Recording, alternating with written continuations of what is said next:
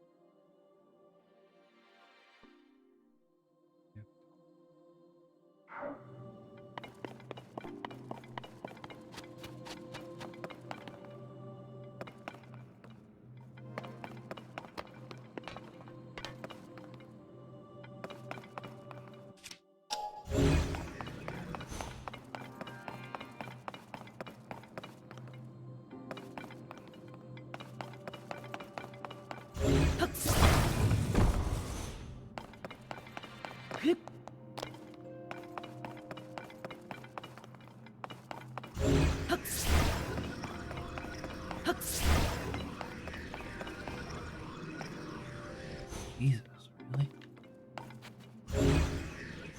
Okay.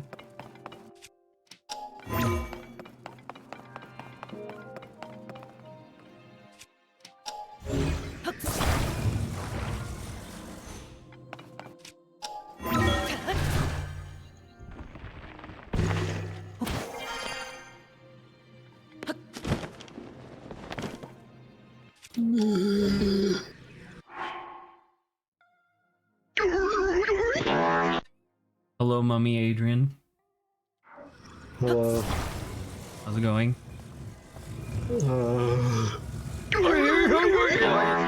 Yeah, there you go. Did you consume the gifts I gave you at the end of last stream? The gift? The dungeon meshy bits. I mean, yeah, I read the thing about the dragon. The dragons. I thought it was cute. I like the idea of red dragons just instinctually locking into staring contests with each other as like a show of dominance. I thought that was great. Did you read little character bits about their alcohol tolerance? I did.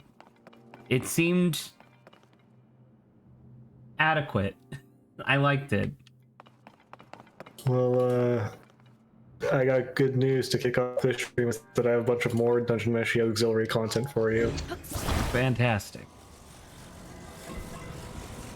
First, there's some mana sickness or magic sickness types, because there's more than one type of it. I like the first picture. The first picture is really good. All right, let me see. Magic intoxication, hallucinations, hypersensitivity, headache, nausea, dizziness, magic transference sickness. Worse symptoms of sickness than magic intoxication. Sure, it just sounds like nausea. Loss of movement, shortness of breath. Sure.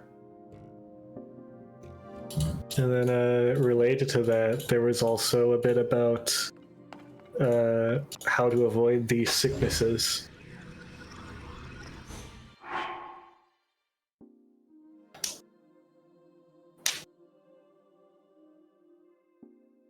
You perform warm-up exercises before practicing magic. Yeah? Yeah. But the quickest and most effective method is alcohol or drug use? So alcohol and drug use makes it so that way you're less likely to get sick from magic? Apparently, yeah. And then there's a little bit about some of the characters and their relation to it. It'd be possible for you to use drugs. I use them sometimes. I just take them because I like to. I don't take drugs since they make me sick. Sure. Who the fuck is the first person? I don't think all of these are in the manga itself, just examples of different Just relations. examples of. Okay, sure. Also, this little chart of Fallen and Marcel next to each other, which is cute, but also a little depressing when you think about it too hard. I don't have to think about it very hard to get sad. Unfortunately. I think by the way, just quick aside, I think I fucked up the shrine. Huh. It is it's weird to see, because obviously I understand the context of that chart, but it is just funny to see Fallen being taller eventually. Yeah. I mean, they mentioned that because of how half-elves are, Marcel as a child, her growth was really, really unstable, so her linguistics advanced really, really fast way before her motorics did, so she was like speaking and reading and writing complete sentences very eloquently before being able to walk. So, I don't know. I do, on a personal level, find Fallen's, not Fallen, Marcel's motivations towards the end of Dungeon Meshi to be very compelling. Because I was thinking about that earlier today when we were at the barn, and I don't know, because I was thinking about it, because I know that yesterday I said something along the lines of like, man, I wish that the story just like stayed simple or whatever, and I still do kind of wish that it did, but at the same time, if it was still, simple, there's a lot of like context that we wouldn't have gotten for like characters and their reasons for being there and stuff like that. But whatever. Sure. Also, Ryuko Kukui just made an entire page of doodles about one of my favorite Dungeon Meshi characters, Tade, or Inu Tade. Yeah. It's good content. It's good content.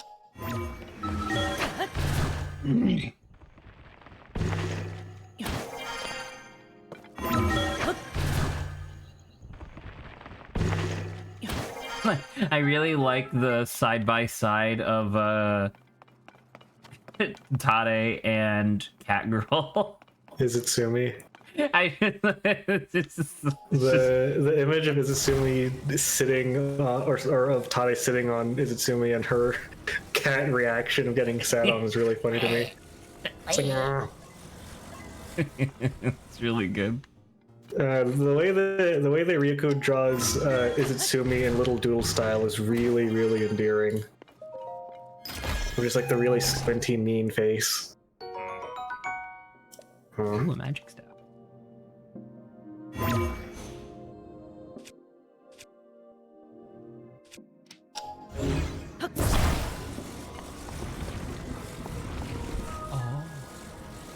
You might have seen this one or not, I have no idea, but they also did one about Izutsumi's sleeping preferences because she cannot sleep in her own bedroll. It was something along the line. I believe you sent me something, either this specifically or something akin to this, but it was just like the idea of like she doesn't produce enough body heat or something like that, right? Wasn't that the thing? Yeah.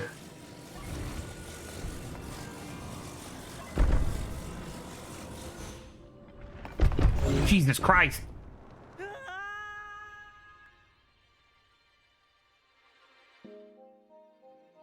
Huh. I did not know that Ryoko Kui, hang on, was a fan of Donkey Kong Country.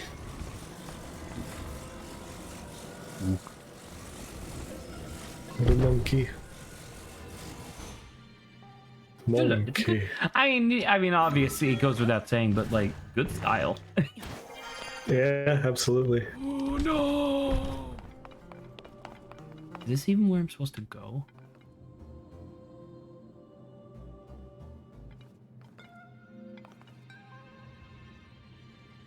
Am I an idiot fool? Like, is this not what I'm supposed to be doing? Oh, I'm not streaming. Yeah, I was gonna. I didn't want to spoil your surprise, but that is very true. That I was just like, well, when you said, "Oh, I fucked up the shrine," I was like, "Okay, cool.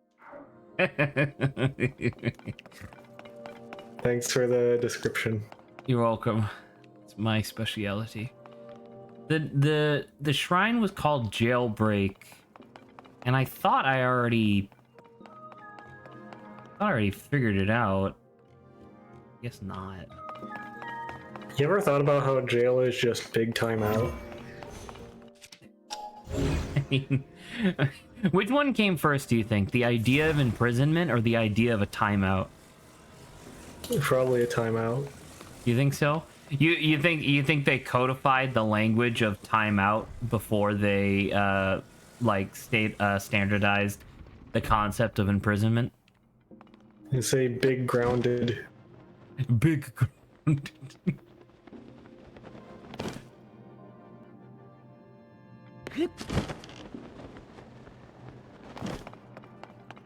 Dude, I can't. I don't know where I'm supposed to go for this fucking shrine. I feel very lost. Well, you know what? Have Yes, a thought Adrian? about it. Here you go. That's very cute. Hello, Raheem. Hey, Zach, where did Saba travel to? I don't quite remember. Unfortunately, I thought she was doing something with the Northern Lights. So I don't know. There's Northern only Lion. a few. Sorry. With Northern Lion.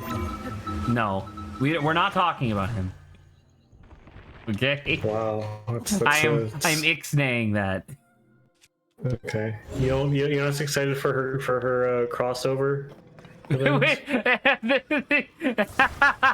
That's her first collaboration is with fucking Yeah, she Northern jumps Lights. up hundreds of followers ahead of you because of it. She was almost. I know I already told this, but she was almost there for a minute with all the bots and stuff. Yeah, the ones that she hired, probably. The ones that she paid for, you think? Definitely, that's the thing.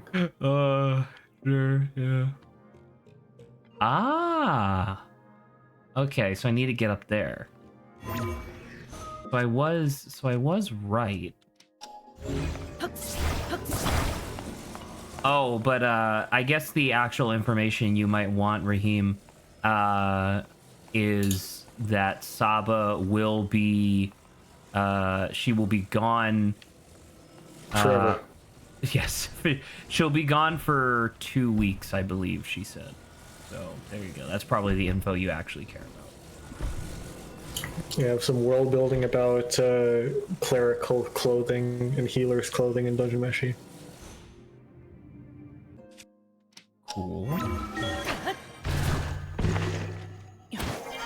Also, yeah, I found a picture of Fallen in her official loadout pre-plot happening, and she does use a mace, not a meat tenderizer.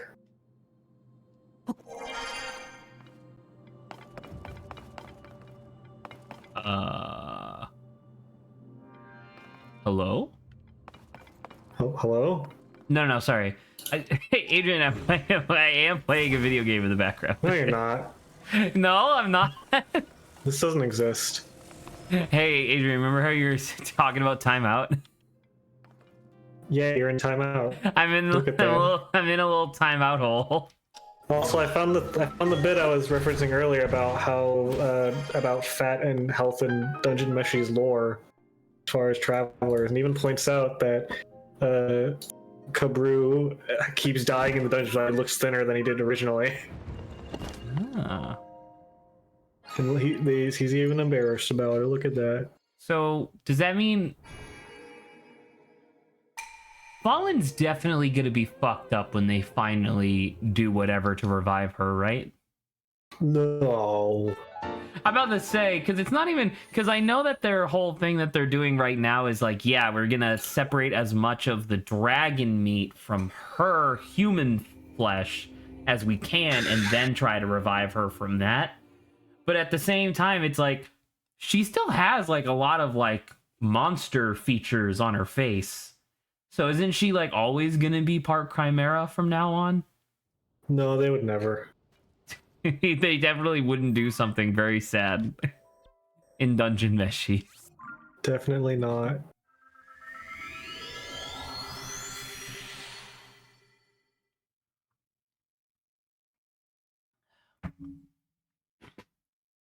Ryukui does a lot of drawing her characters in modern clothing, but I think is funny. I've seen some of those, yes. I think they're very good. It's very good, yeah. Ryoko Kui has a what's it called when you have like a very keen understanding of like how to draw the same character with little to no, yeah, like consistency. She's extremely consistent with her characters, because even when it's like, well, I mean, I guess there is literally a sense of like over the course of Dungeon Meshi, characters have gotten more detailed, but I think that's, you know, that's beyond the point. But yeah. Also, here's some more world building lore. World. I promise, I will check these out. However, I am in the middle. It's a lot of reading while I'm in the middle of stream. I hope you understand. No, I don't. Okay, sure. No.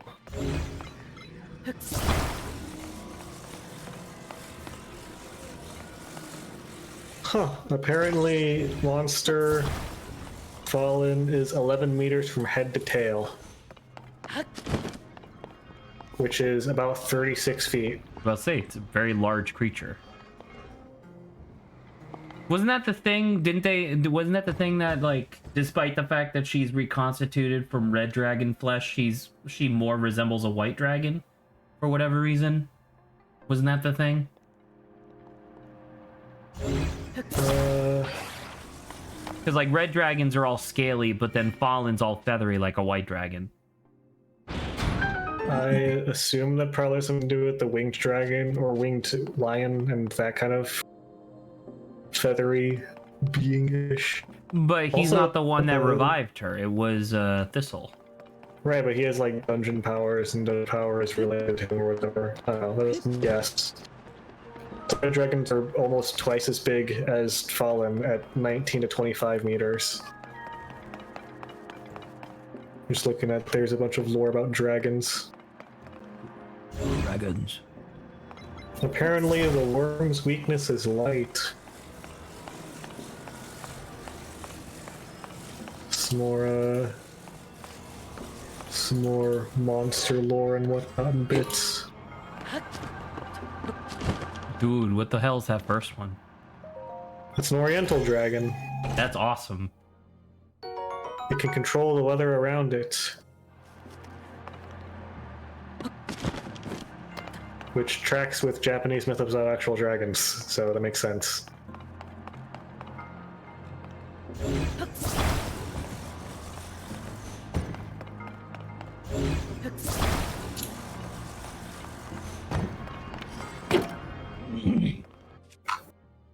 Oh, I can't auto build. Damn it.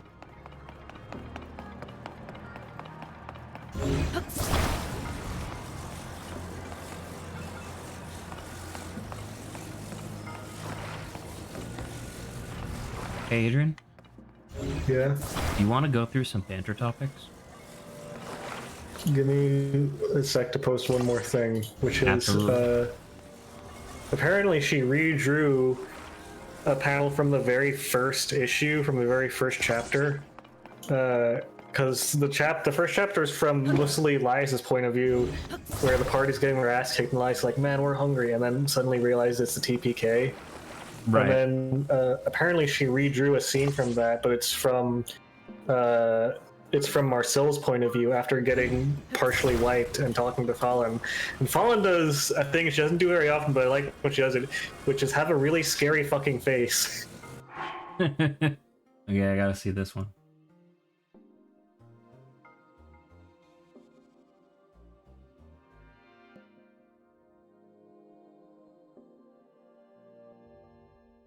Strange. Hit the tip, spell teleports you somewhere strange. I'm sorry.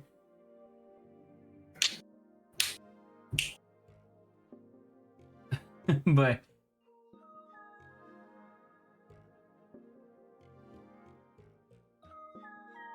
yeah, that sounds like Fallen. Man, it's Fallen's characterization, I feel like it's just that she was like perfect. She was just the perfect person.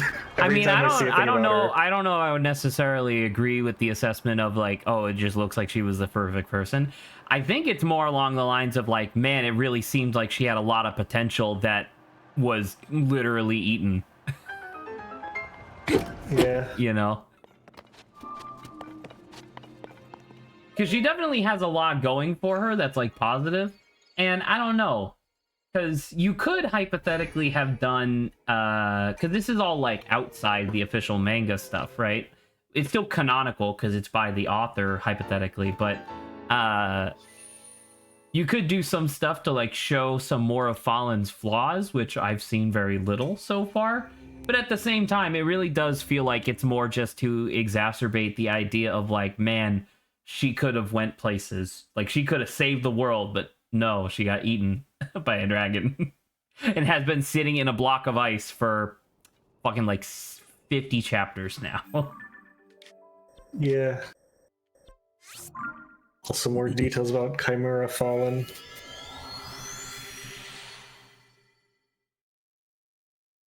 Yeah, it's 6 limbs, that is true.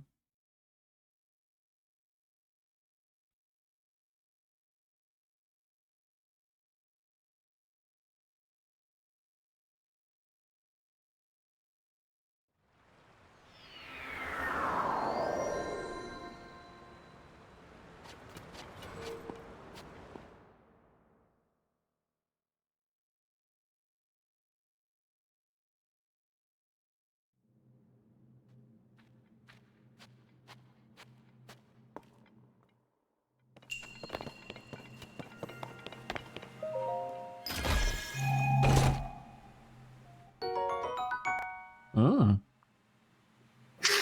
Free diamond. I do, as one last thing before we pivot into banter topics, I do wanna just reiterate, because I want to establish how much I really like how Elias has a very heavy dog motif and how it's thoroughly established that he loves and is very good at acting like a dog. Okay. I just think it's endearing. All his flashbacks show his family with a lot of dogs that he really likes, even though they don't necessarily always like him. They like him. It's just that they bully Fallen. The dogs bully Fallen. Genuinely, there's I need to see if I can find this point, but there's genuinely a part where it's like a flashback and it shows a thought bubble of the dogs, and their mental hierarchy is Fallen and Lias's dad, and then Lias, and then the dogs, and then Fallen. Well, you know, this is. But yeah, also, if I'm not mistaken, one of the first few flashbacks that Fallen ever has that ever shows her talking is Marcel asking, like, what do you even like about this fucking guy? And Fallen, what her first response to that question is a big thumbs up and says he does a really great impression of a dog. Which he does. He does that in the Mimic episode, or not the Mimic, the Shapeshifter episode. It's true. And it saves the day, more or less. Even though he does go too far with it and almost gets his head blown off. But yeah. Anyway, we can go over banter topics now if you must. If I must, If you must. If you must. If you must. Oh, do you think this is like buoyancy? Probably. Oh, well, I had a banter topic idea earlier, but I forgot to write it down, and I forgot it after that. well, I'm glad you brought it up now. I just want you to know that I've forgotten you know, more I than, had a really good banter topic, but you know, whatever. I just want to let you know that I've forgotten more than you'll ever know. But anyway, Jesus Christ. that's from something. I have no idea what it. My origin of quote for that, the way I know that, is from fucking someone doing a Carl Weezer voice and saying that. Hey Jim, I forgot Jim. more than you'll ever know. I forgot more than you'll ever know. There you go. I can't do the Carl Weezer voice very well. Aw, Jimmy. That's crossing Morty territory. Aw, jeez, Rick. I forgot more than you'll ever know, Rick. That's from the. Do you know what that's from? Because I don't. No, I don't, but that's so good. I've forgotten more than you'll ever know, because it's inherently insulting, obviously, because it's like, you're stupid, kinda. But it's also like self-degrading, because it's like, I don't know these things anymore. I used to know them. I feel like it's a gloat in a way too, where it's like, Right, yeah, exactly. I don't need to know this stuff. I've forgotten it, but it's more than you'll know. It's Yeah. more than you'll ever know, Jimmy. I've seen the end of all things, and I'm here to tell you that it doesn't really matter what you try. I've forgotten more than you'll. Nah, that's Shaggy. I can't do a Carl Weezer voice. Like, Zoink Scoob, I've forgotten more than you'll ever know.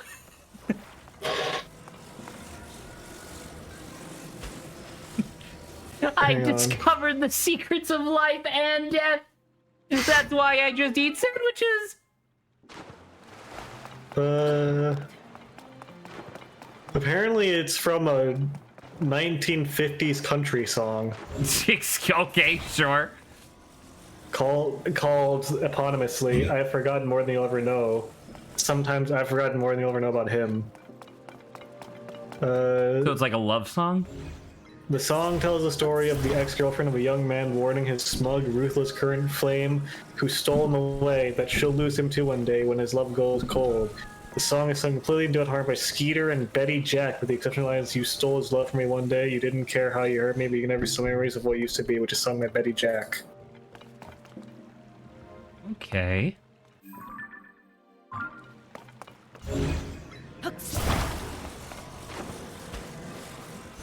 Hmm?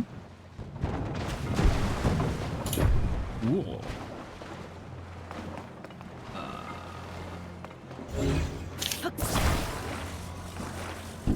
And then it was covered by Esther Phillips in 1962, I guess. All these are people I don't know. It's one of those things where it's such a like strong line. Like you know that thing of like someone on Tumblr just does like a shit post or whatever. And then it's like, why is this so metal? Like, why? I was gonna say when people just Holy randomly shit. drop quotes that go hard as fuck. You can't kill me in any way that truly matters. Exactly. I was thinking about I survived because the flame inside me burned brighter than the flames all around me. Quote, guy from Fallout New Vegas. Which I've seen. That's such a good line. Exactly, like it's so good that it breached containment, and that's like sold on like merch targeted at like middle class white moms to decorate their house with. I also, as a tangent, I also like the phrasing of when things from the internet breach containment. Like it's a fucking SCP. I was gonna say I saw someone. I knew that existed, but people have been describing that more, and I like that phrase. It has breached containment. Oh, jeez, Jim. Tumblr.com has breached containment. Oh jeez, Jim. Oh, jeez, Jimmy. I survived because the fire is having burned brighter than the fire around me. He was referencing, by the way, that quote is referencing when the main character asks, "Hey, so I heard that you were executed by being rolled up in big carpet, basically covered in motor oil, let on fire, and thrown off a cliff. How'd you survive?" And then that's his response. Hey, it's great. It's a great response. Yeah. I was gonna say it's very reminiscent of a "Whose Line Is It Anyway" joke, where it's called Noir. The game is Noir, where they act out a classic like noir detective scene, and the premise of the bit is that at any point during the bit, one of them can walk towards the foreground of the camera, and the other one has to pause, and then they can just say whatever they want, just add information to the scene. Okay. And then they go back in, and they play this a lot. And the quote it reminds me of is like at one point, the guy is like, "I thought you died," and the guy's like, "Well, looks like I didn't." And the other one goes up to the camera and is like, "I was certain of it, but you know, when you shoot someone in the head, roll them up to carpet, throw them in the trunk of a car, and throw that trunk and like drive that car into a 400 feet ocean pit over a cliff, you better make sure they're dead afterwards." That's pretty good. One of my other favorite bits from that series of games is one of them's holding the other at gunpoint, and it starts with the bit is that one of them is angry at the other for stealing their bike seat, and the guy looks like, "Oh yeah, well if you don't have a bike seat, then what's that in your pants?" And he like gestures, grabs out his pants, like, "Ah, it's my seat, my bike seat." And the other guy pauses, walks to the camera, and says, "I'm going to get my gun," and then walks into the scene and just slowly gets a gun off a shelf of the guy, and the guy's like, "Wait, don't do anything hasty now." And the guy with the gun points to him, pauses, and then starts to go up to do another monologue, and the guy with the bikes is like, "I'll hold that," takes the gun from him. And then the guy goes up, the guy was like, as he asked me not to do anything hasty, for several thoughts crossed my mind, but then the first one was that maybe I shouldn't have given him the gun. And he just re-enters the scene. Now the guy has the bike seat and the gun. What are you doing? Hang on, I'll hold that. Just hands it to him. That's pretty good. It's a really good bit, and it's I don't know if they keep doing it, but if they don't, it's a shame. But it's a great idea for a bit. Whose Line is really good.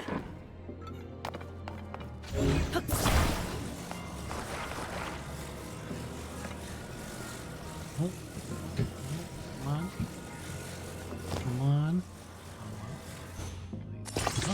Perfect. Behold, Sproing. Nice. Holy shit! Do I really have to? I had to go higher than this? Are you shitting me? The hell am I supposed to go higher?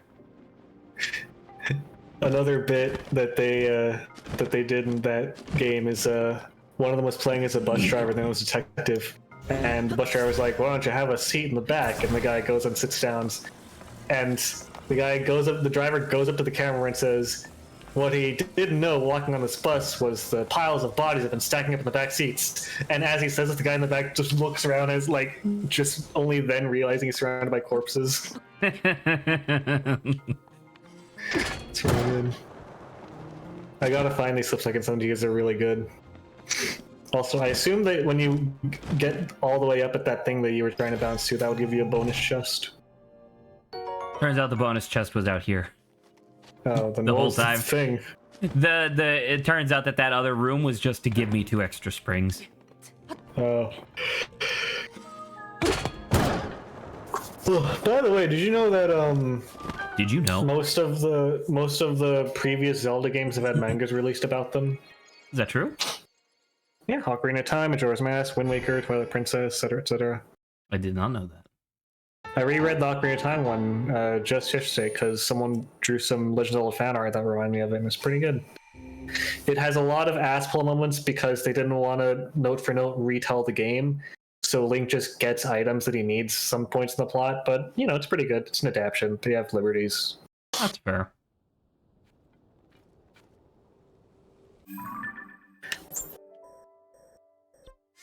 I remember reading it as a kid and it reminded me of it, so it was fun.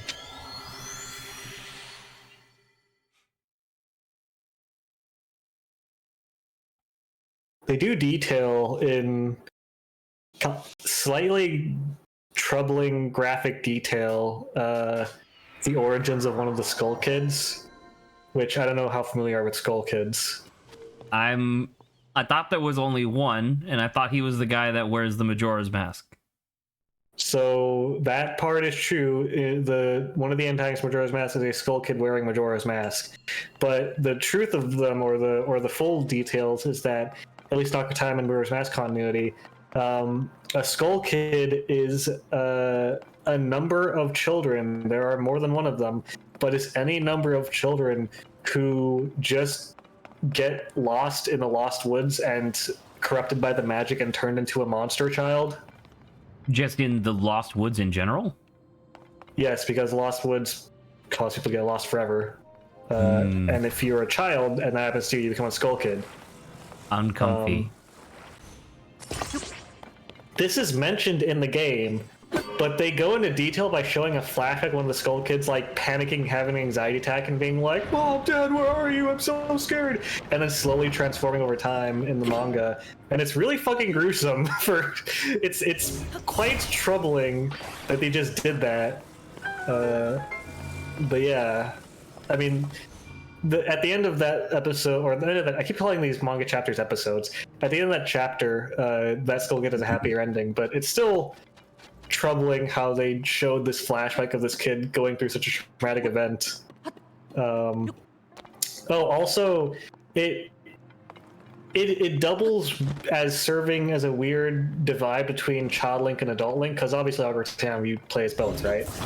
Right. Yes. When you're a kid and you first find a Skull Kid in the Lost Woods, they're like cool and chill with you and they're friendly and they play a game with you. When you're an adult and you go there, they take their flute that they were playing as a child and fucking shoot blow darts at it at you, and they try to kill you. And this is explained in the manga as because they don't trust adults, because pretty much every Skull Kid who became a Skull Kid did so because of a negligent adult.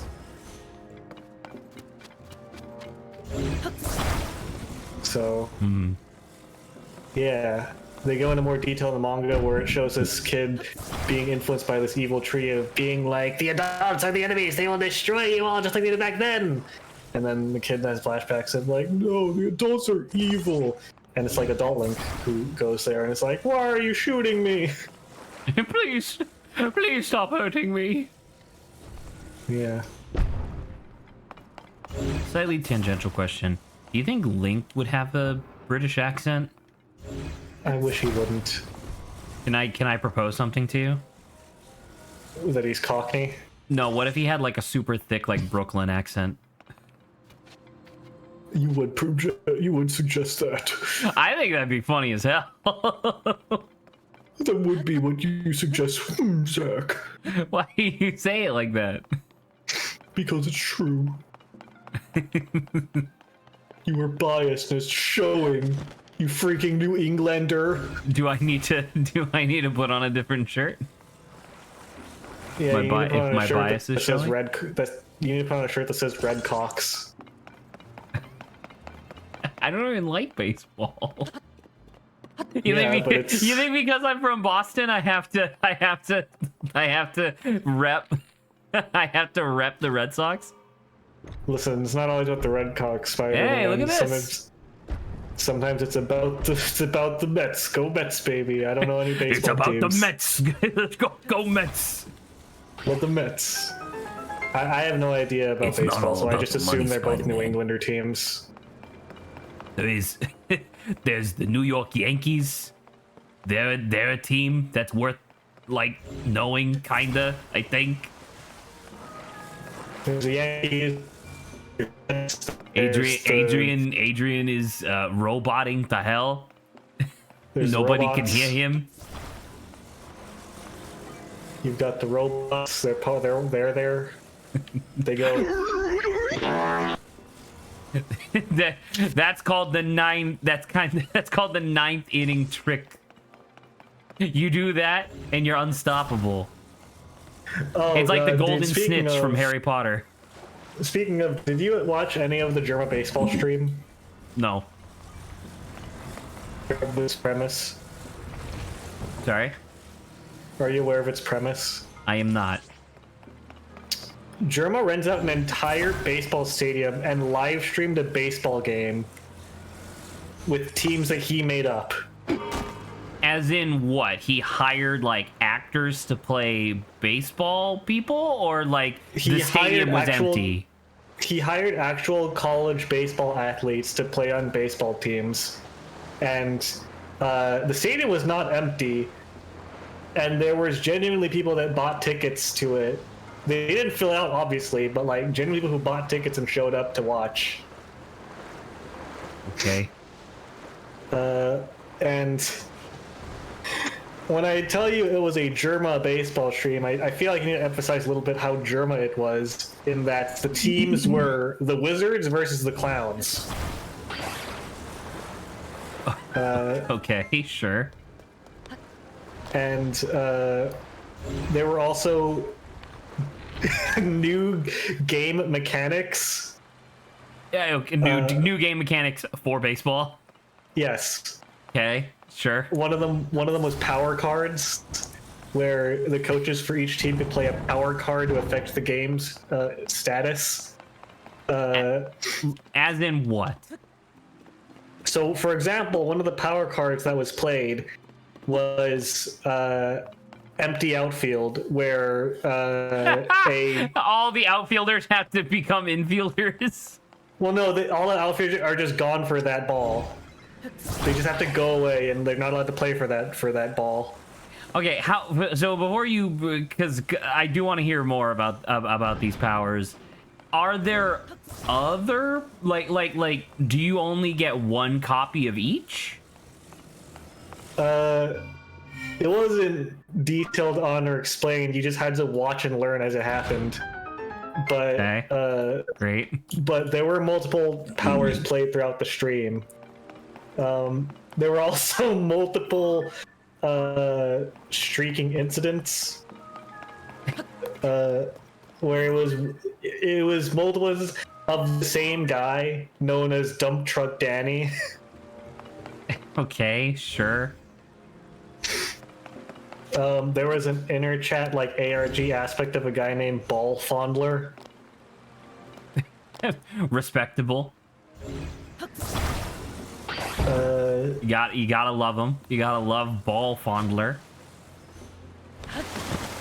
But yeah, there was the implications of Ball Fondler at a at a baseball game is much different. It was quite interesting. Also, part of it was that like it was genuinely, like, some of the plays were genuinely impressive, of them doing like tricks with their bats and like pitching and whatnot, and like sprinting and throwing and whatever. Like, it was actual athletes, where he actually had collegiate level athletes play, as I mentioned, but I want to reiterate, it was really impressive. Okay. I can buy that. The managers in the JBA are responsible for building a deck of power cards and can play to affect the game either for a single appearance or entire half inning of play. Okay. Apparently there were 2 games. Okay. So this shows you I didn't watch the whole thing. I watched most of the first game. Apparently there's a second game between. The first game was between the. Hang on, where was it? Between the California Circus and the Maryland Magicians. And the second game was the Phoenix Cavemen and the Ohio Old Ladies. A match sometimes referred to as Beauty and the Beast.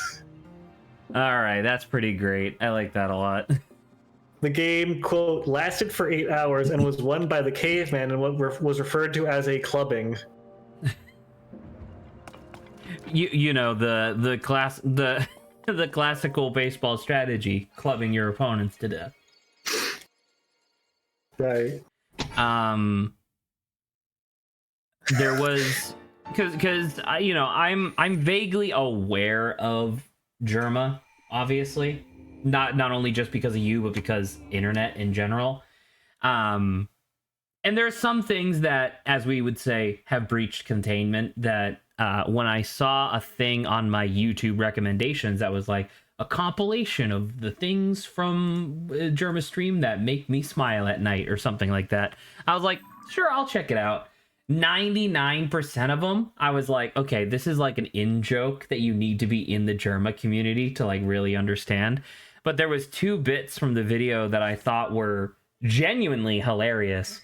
So like the first one was God, I can't remember exactly what it was, but like someone was like doing something, and so they as you might expect, they were like scrolling through meme photos of Germa on their phone, but was pairing it to the TV. And so for one reason or another, they got distracted and left it on this one meme image on their parents' brand new OLED flat screen TV. So when they eventually came back and realized, oops, I left my phone paired to the TV. I think I know this one. They turned it off, and it had burned in the image of Germa on their screen, which is genuinely fucking hilarious. And Germa like kept insisting like that can't be real. There's no way. And so then the person apparently like snuck downstairs and took a picture from the stairwell of the screen where someone, I'm assuming their sister, was trying to watch like the news with a picture with like a ghostly image of Germa in the background. And I was like, that's fucking hilarious. Like that one was truly incredible. And then the other one that the other one that really got me was some what the fuck is it? Stop this, Adrian. It's the old ladies versus the cavemans. I believe you. One of the other ones that really got me was somebody in Germa's chat was like, hey, if someone were to place a hex on you, would you prefer to know or to not know? And Germa just said something along the lines of like, I just play video games, man. Like, you don't have to do this. It's okay. And the person responded with, okay, so you'd rather not know. I'll keep that in mind. And Germa just goes, and just like lets it slide. Well, you can correct me in a second. I'm just going off my memory from like a couple weeks ago. Right. But so he just kind of like lets it go, and then later on, the person like comes back in chat and is like, "Hey, by the way, do you feel any different?" And Germa goes, "Hey, do we have any warlocks in chat?" And you see like a bunch of people say yes, yes, yes, yes, yes, and he's like, "Counterspell him." And it's just like, and the notion of Germa just being like, counterspell him. it's like no. I love the idea because obviously it's a funny haha joke, but I goddamn love the idea of that individual being like, I'm gonna do a funny, counterspelled by like dozens of people, like hundreds of people. There was a post that I saw that was very similar to this that I saw that was so hilarious, where by the way, this rail is fucking insane. I don't know if I can actually make this, but there was a post that was very similar to this where there's like entire communities on social media of women who genuinely think that they are becoming like Wiccans or witches or whatever. And right. So they'll like identify an enemy of the cause and be like, all right, girls, fucking hex him. And it's like, boom. And they're all hexing him or whatever in posts. And there's this guy who was like, man, that's all horse shit. And a bunch of women were like, you can't just say that. Get him, girls. And then like 20 minutes later, he posts another picture being like, literally nothing happened. And it's like a bunch of women going nuts in the comments being like, he must be a really powerful warlock because these hexes should definitely be desiccating his corpse by now. And it was just such a funny like thing to follow over the course of like multiple posts, was this guy just constantly taunting the like Wiccan community and then being like, he's too powerful. It's really good. Oh, by the way, I forgot to mention that the power cards had rarity tiers. Okay, great. There's a legendary one. I like the guy just holding the giant card. Legendary. Chosen player must wear a baby bib and baby bonnet for their next at bat. If they do not get, and then it's cut off. So let me see. If they do not get a hit, add 3 runs to what? If they do not get a hit, add 3 runs to your team's score. Oh, okay. So you put a baby bib on them, and if they don't hit the ball for 3 strikes, then you get 3 runs. Well, I think it's just for their next at bat. So yeah. Yeah. So their next at bat, if they strike out with no hits. Okay. I mean, sure. But I did want to touch upon the warlocks thing you're mentioning. That's not Germa's first experience with similar hexes and curses. Fuck up. I don't believe you. There was a different one where it was very similar, where a viewer just randomly during one of his streams just said, "Hey Germa, just cast a spell to make your penis smaller. Hope this helps." And Germa, instead of ignoring this like a normal person might, specifically pinpointed this comment, which was apropos of nothing, and then said, "Wait, okay, if I wake up tomorrow, I'm gonna be so pissed if," and then like devolves into panic and resorts to being like, chat, you gotta reverse that. You gotta anti-hex. Do you have any witches in chat? Like literally almost the exact same bit, but specifically because he was so paranoid someone was gonna curse his penis to be smaller. Oh. So yeah, not his first experience dealing with that. It's a very good bit. Because I'm assuming, like, wherever the bit started was relatively innocuous, right? Of, like, somebody just doing, like, a funny haha in chat. But I like the idea of it, like, building up over time to be, like, more and more legitimate and mortifying for the various members of the community. Right. My devious plan did not work, by the way. I'm very sad. I'm just scrubbing through the VOD and trying to find the different power cards because I think they're all really funny. Rare. All runners must run backwards through the bases for this half inning. Okay. These are really good. Pretty funny. It's funny, you know.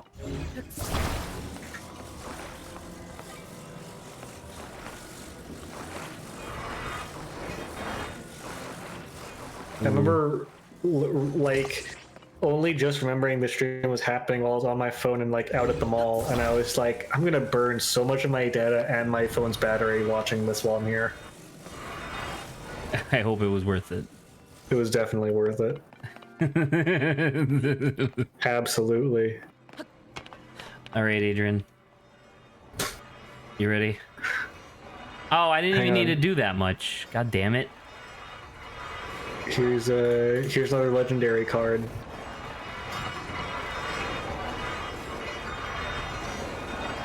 All runs this inning are worth 3 runs. But when can you play this? It has to be before an at-bat, right? I have no... I mean, I assume they were a little fast and loose with the rules, but...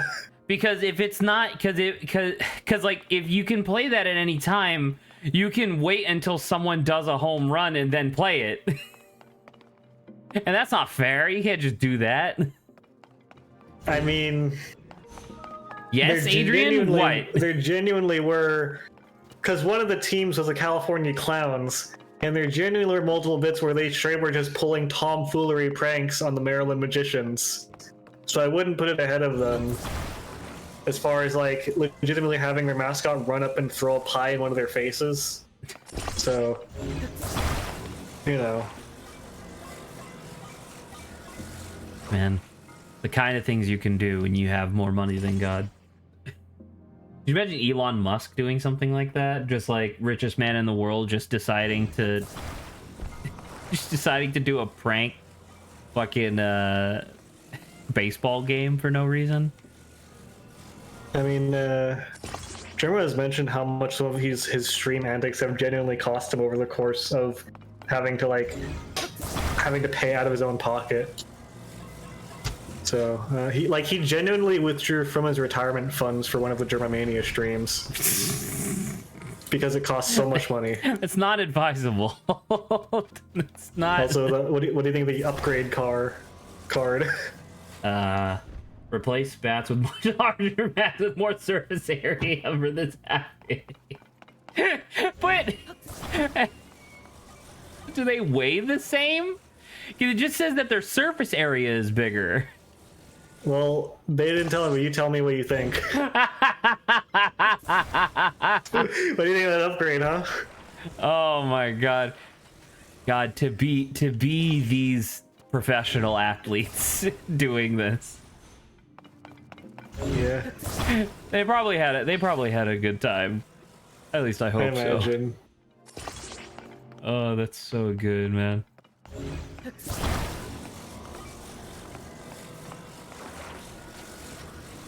There was one where Germa literally was just like calling complete nonsense. What, as an umpire? Wait, he was the umpire for the game? Oh yeah, he had to be quote unquote neutral, so he was an umpire. That's all you can't. Okay, sure. There was one point where he he was calling strike one, ball 2, and then they just updated it so it was second ball. Okay.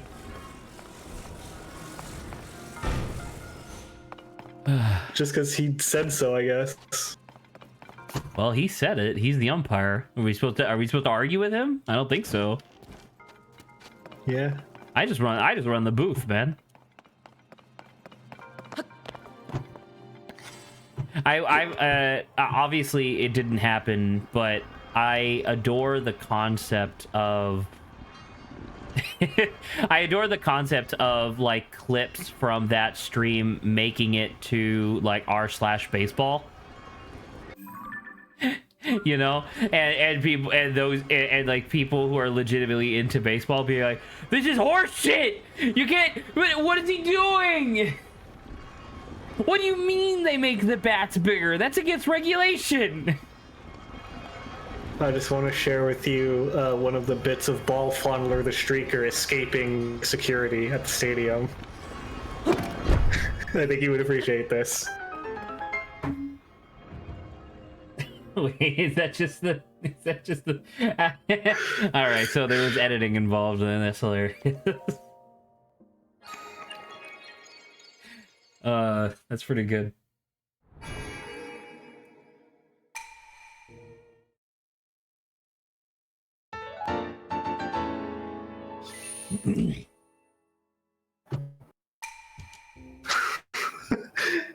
Here's a picture of the California Clowns dugout.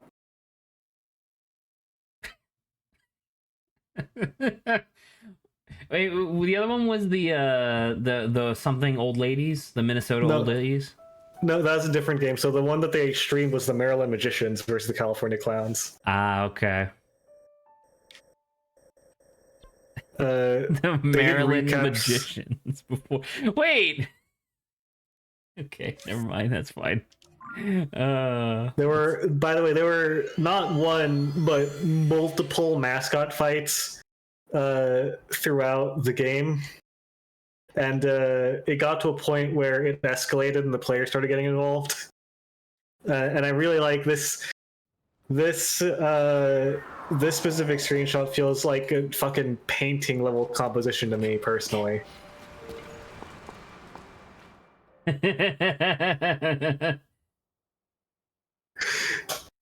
Just the reinforcement showing up. Et clown. Well, no, the clown is supporting his mascot brethren. Right, there. and he's right. I'm saying that was the magician mascot saying this. Oh, Clown. As the guy strikes him. Also, I just want to point out that for no reason at all, Germa just wore a fat suit as an umpire. Just, I guess, look the part more. Yeah. Classically, umpires are enormously obese. Duh. Yeah. Anyway, here's one more power card. It's a little more tame. This one's a common. Oh yeah, allowed 5 strikes before and out. That one actually reasonable. I mean, obviously not, but for no, shut up. It's extremely reasonable. Oh, by the way, remember how I mentioned that? Could I interrupt you just real quick? I want there to have been a legendary card that's like, I want something like to really like tickle the card game enthusiast in me. I want there to have been like be a third game where like, if you do multiple cards at a time, you can get some like broken ass combos or whatever, where it's like, I imagine a legendary card where it's like, yeah, the next card you play, gain 5 copies of it or something like that, right? And then the next card that they play is like, yeah, the next run you get is worth double. And so they play that, get 5 more copies, play it 5 more times. So it's exponent to the 6th power run. So what would that be? That'd be 2, 4, 8, 16, 32, 64. It would be 64 runs for one run that inning. Like that would like I don't know. I would like that. That'd be great. I want to mention a part that I forgot happened, which is that remember how I said that Germa was the umpire, right? Mm-hmm. So he wasn't on either team. Well, doesn't mean he didn't bat. He did bat, in fact. The umpire! With abysmal score, by the way, an average of .238, which is pretty bad. 5 all-time home runs. I should mention that a side effect of him just deciding to go into bat is that when he hit the ball and started running and one of the catchers tagged him, he just like continued running for a solid 3 more seconds, hit the base, said safe because he's the umpire. He's the umpire. Yeah, right. That's fair. So he just completed a run just because he was the umpire and no one else was there was going to be able to challenge him. This is a slight tangent, but just springboarding off of that. There's a game that recently came out. I have no personal interest in it because I don't like hockey. But there's this indie game that came out called Tape to Tape, where it's like a roguelike where as you beat other teams, you get powers to like soup up your team. The final boss. There's multiple final bosses that you could encounter, like final teams that you could encounter. But more often than not, for the early stages, you're going to be going up against a team. Shut up with the multiple bats. That wasn't even an upgrade, a power card. They just did that. They just let him take 5 bats out at the same time.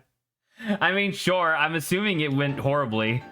But anyway, in Tape to Tape, when you go up against this final team, the final team is called the referees, where every single player on the enemy team is one of the referees that has refed your previous games, to the point where this final team, like, unless the puck stays in the net by the end of the play, like if you hit it and then it bounces back out, the refs won't call it. They'll say that it doesn't count.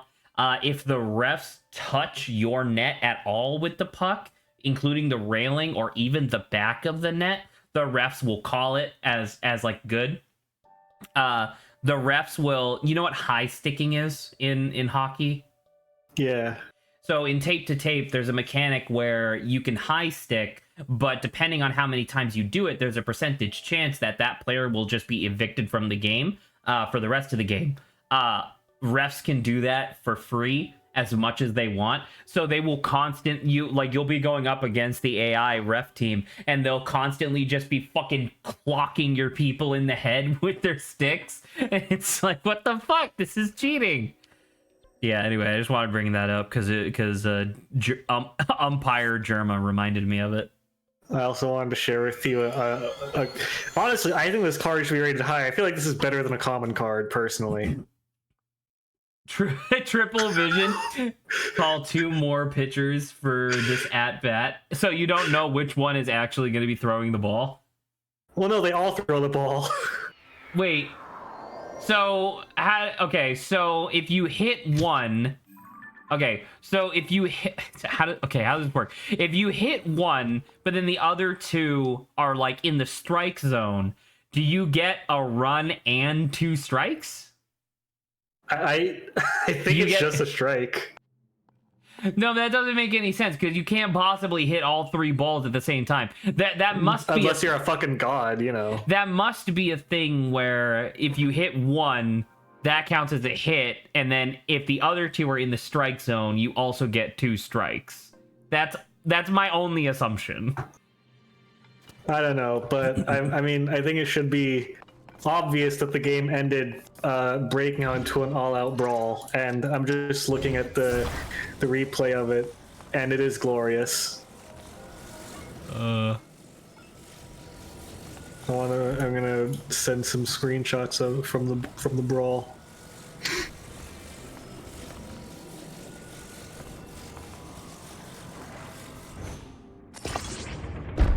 There you go.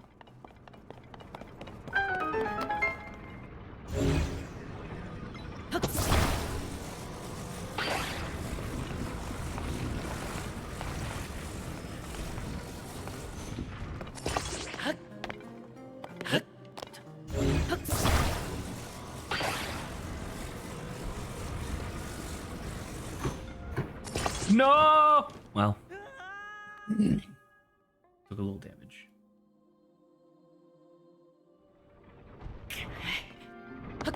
Ooh.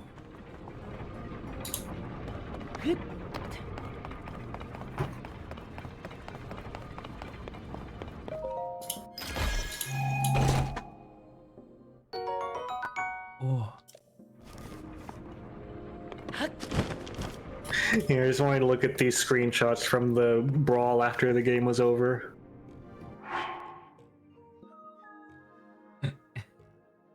Wait, why is a clown hitting another clown? I think he's just looking for someone to hit. Okay. Oh! Guide piece to the camera. Yeah, that's pretty good. That's a good bit.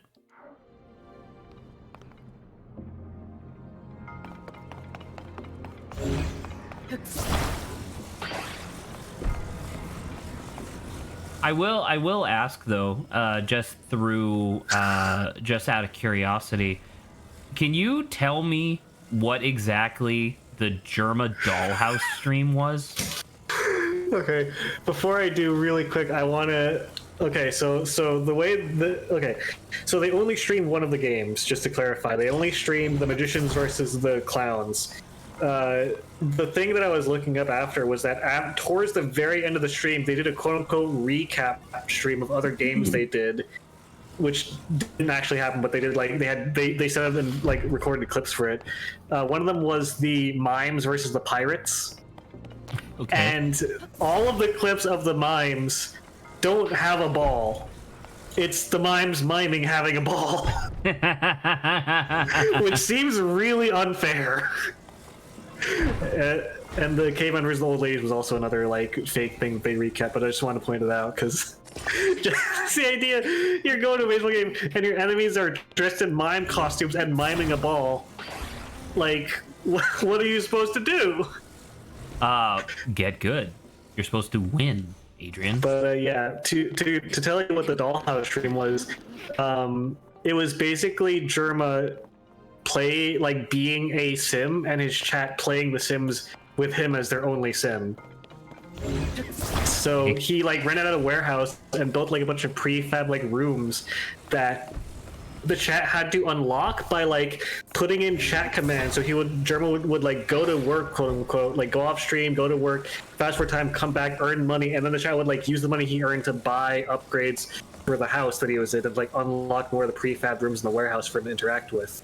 But how long did they do this for? Pretty long, if I remember correctly. I think it was like it might have been 4 hours. Okay, well, I mean, that's not as long as I was afraid you were gonna say. I thought you were gonna say something along the lines of like he did this for like 72 hours. No, okay, no, sorry. So it was a trilogy of streams, and it was about 8 hours and 30 minutes all told and combined. All total. Okay, that's a little more reasonable, I guess. He had many guest celebrities. Ludwig appeared on stream multiple times. Oh yeah. Yeah. There was a part where chat simultaneously told him to take a shower, but also spent his money order a maid to show up and clean the house, and demanded the maid go into the bathroom while he's showering. Well, okay. They had a moment where they wanted to change outfit, and he changed from just like a normal shirt and some shorts and shoes to a white tank top, swim trunks, and big white Mickey Mouse gloves. But so Chad voted on his new outfit? Yeah. That's hilarious. There was like a HUD for the entire stream that was like all of Germa's like health and hunger and and hygiene and whatnot. But and what was updating those things? Was Germa updating those things, or was it just arbitrary? I assume that it was a big crew. One crew member updating the. Adrian, you're breaking up. Adrian, you're breaking up. Hello? You give it a second and then start talking again. Hello? Okay. You sound good. But yeah, I assume they just had a crew member do it because there was a big crew behind it. Okay. I was say that sounds like a multiple tens, if not multiple hundreds of thousands of dollars of production. Although I'm assuming he probably recouped his costs. I don't know. Yeah. I mean, Germo had a lot of help, so he was also obviously occupied when the stream was happening. Yes.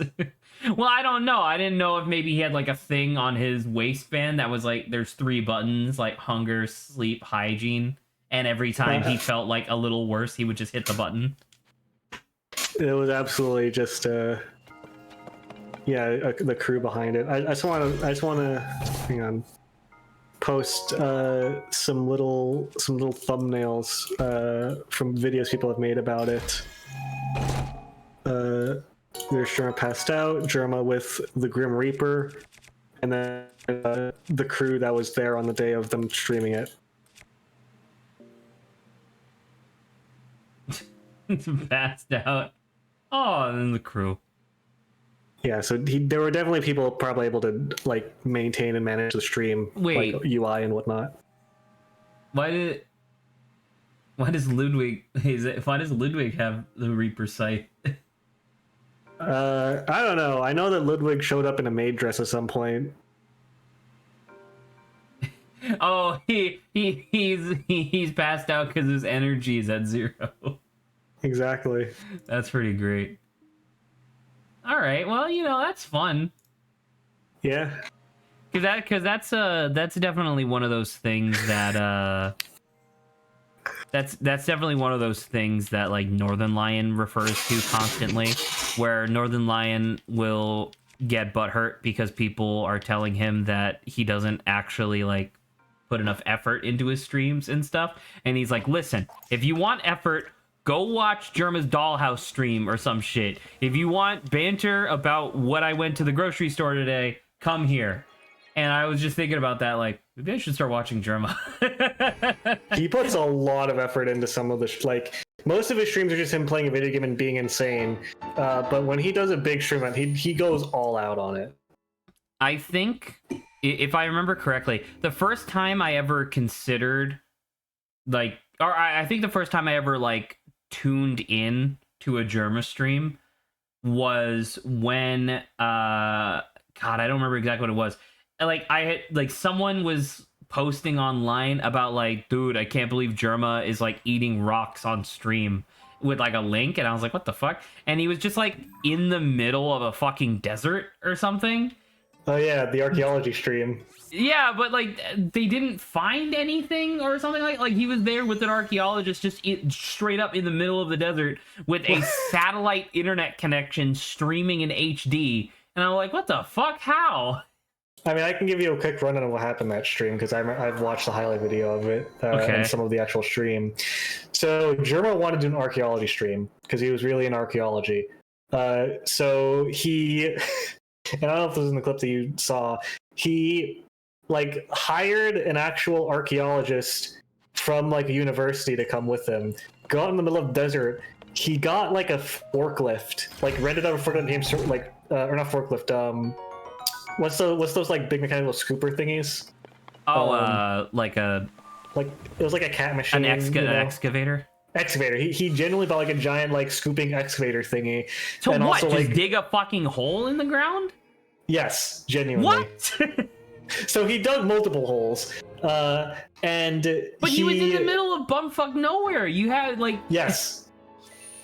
So here's the thing. He dug a bunch of stuff. He did find some stuff. It was rocks. He found rocks, and he took them to the archaeologist. He was like, "Oh, what do you think these are?" And he was like, "Well, I think those are geos." And he was like, "Oh, what about them?" He was like, "Well, it's not archaeology. It's geology. I don't actually know much about them because."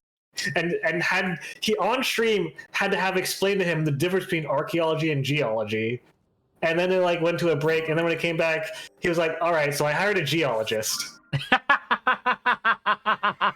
Wait. So was he so did he start the stream thinking that he was interested in archaeology, but in actuality what he was actually interested in was geology? Or yes. Okay, so he was actually interested in rocks, not necessarily. Okay, that makes a lot more sense for why he was just kind of digging in the middle of nowhere. Because yeah, you'll find rocks there. So when he had the geologist on, the geologist brought in like a geode cracker, like doohickey contraption with like a chain you could use to break open geodes, and was breaking a bunch of geodes on stream. And was like, he was really interested in like the money aspect of it. So he was trying to like how much do these rocks are? It was like, well, they're pretty, but they're, I don't know, maybe like worth like $30 or so.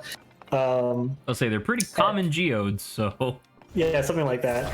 And then at one point you found them by randomly digging in the desert. They're probably not worth much. Exactly. So there was one where there was also a bit on stream where he like uncovered fully just a pirate treasure chest. Okay, so it was staged then. Got it. So he uncovered a pirate treasure chest, brought it up to the camera, and while he was trying to like open this chest, he was like looking at chat, and one of the famous moments from that stream is like he squints and with incredulity in his voice and indignation, just goes, "Next game." And he steps back, and the camera pans out to him in the middle of a fucking desert, and he gestures out to all the nothing around him. He's like, "Yeah, let me boot up Bloodborne real quick before continuing." That's a good bit, though. Next game to the guy in the middle of the desert. So he then opened up the treasure chest to reveal a bunch of long-lost Grotto Beasts trading cards, which was as of that stream and as of that moment, a new fictional trading card game from the 1990s that went bankrupt and stopped producing. And a few weeks after that stream, he announced that he was going to like release Grotto Beasts to like to be like sold online, like actual just like new merch that was just a fictional card game that supposedly existed and went bankrupt. Okay, sure. There's no rule book, so there's no way to tell how to win or lose or properly play a game. So everyone has just been trying to intuit. So was Grotto Beasts a trading card game, like a TCG, or just a collectible card game where you're supposed to collect all the Grotto Beasts? It was a TCG. They all had stats on them and like mechanics and rules and stuff, like different traits and whatnot. Okay, sure. So like the wiki, because Jerma has so much fucking content that he has a wiki for his lore on streams, right? There's like rules, and people have been trying into how to play via context clues. So, Via like, context clues. Okay, got it. right, because there are stats conditions that some of the cards mention, like sleeping. The beast is unable to react for either certain or unspecified amount of turns. Silk wrapped presumably disables any abilities and use of attacks for 1 turn. So a lot of these descriptions have words like presumably or unspecified because again, there's no rulebook, just the cards. Cards have different abilities like vicious rend or hypnotize. But yeah, anyway, after uncovering the Grotto Beast and having that announcement of like the merch, he finally at the very end of the stream took all of his like geode findings to like to like what's it called, a pawn shop. I was like, all right, how much for all this stuff? How much do you think? Like, what are we talking about? Like a couple $1,000s? And the guy looked and was like, well, I could give you like $2. And you're like, well, how about a couple $100? How about that? And then Jerome was like, oh, you know what? How about this? I'll trade you my fines for that like gold chain over there. And the guy was like, oh, that gold chain is like about $1,000. And like eventually, it just Jerma's desperation haggles down to like, all right, so I'll give you these rocks and $999 for that chain. And I was like, yeah, so he just good. bought. So he essentially bartered, but then still, it still made a purchase. He basically bought a chain and surrendered his rocks. Yeah. Okay, sure, fine. So that was the archaeology stream. Okay, good. Jesus, I don't. Yeah. I got nothing. Got nothing to say. I mean, it's has anybody else on Twitch besides like a company? Has anyone else on Twitch done something like that before? That's just so overtly like involved. I'm not aware if they have.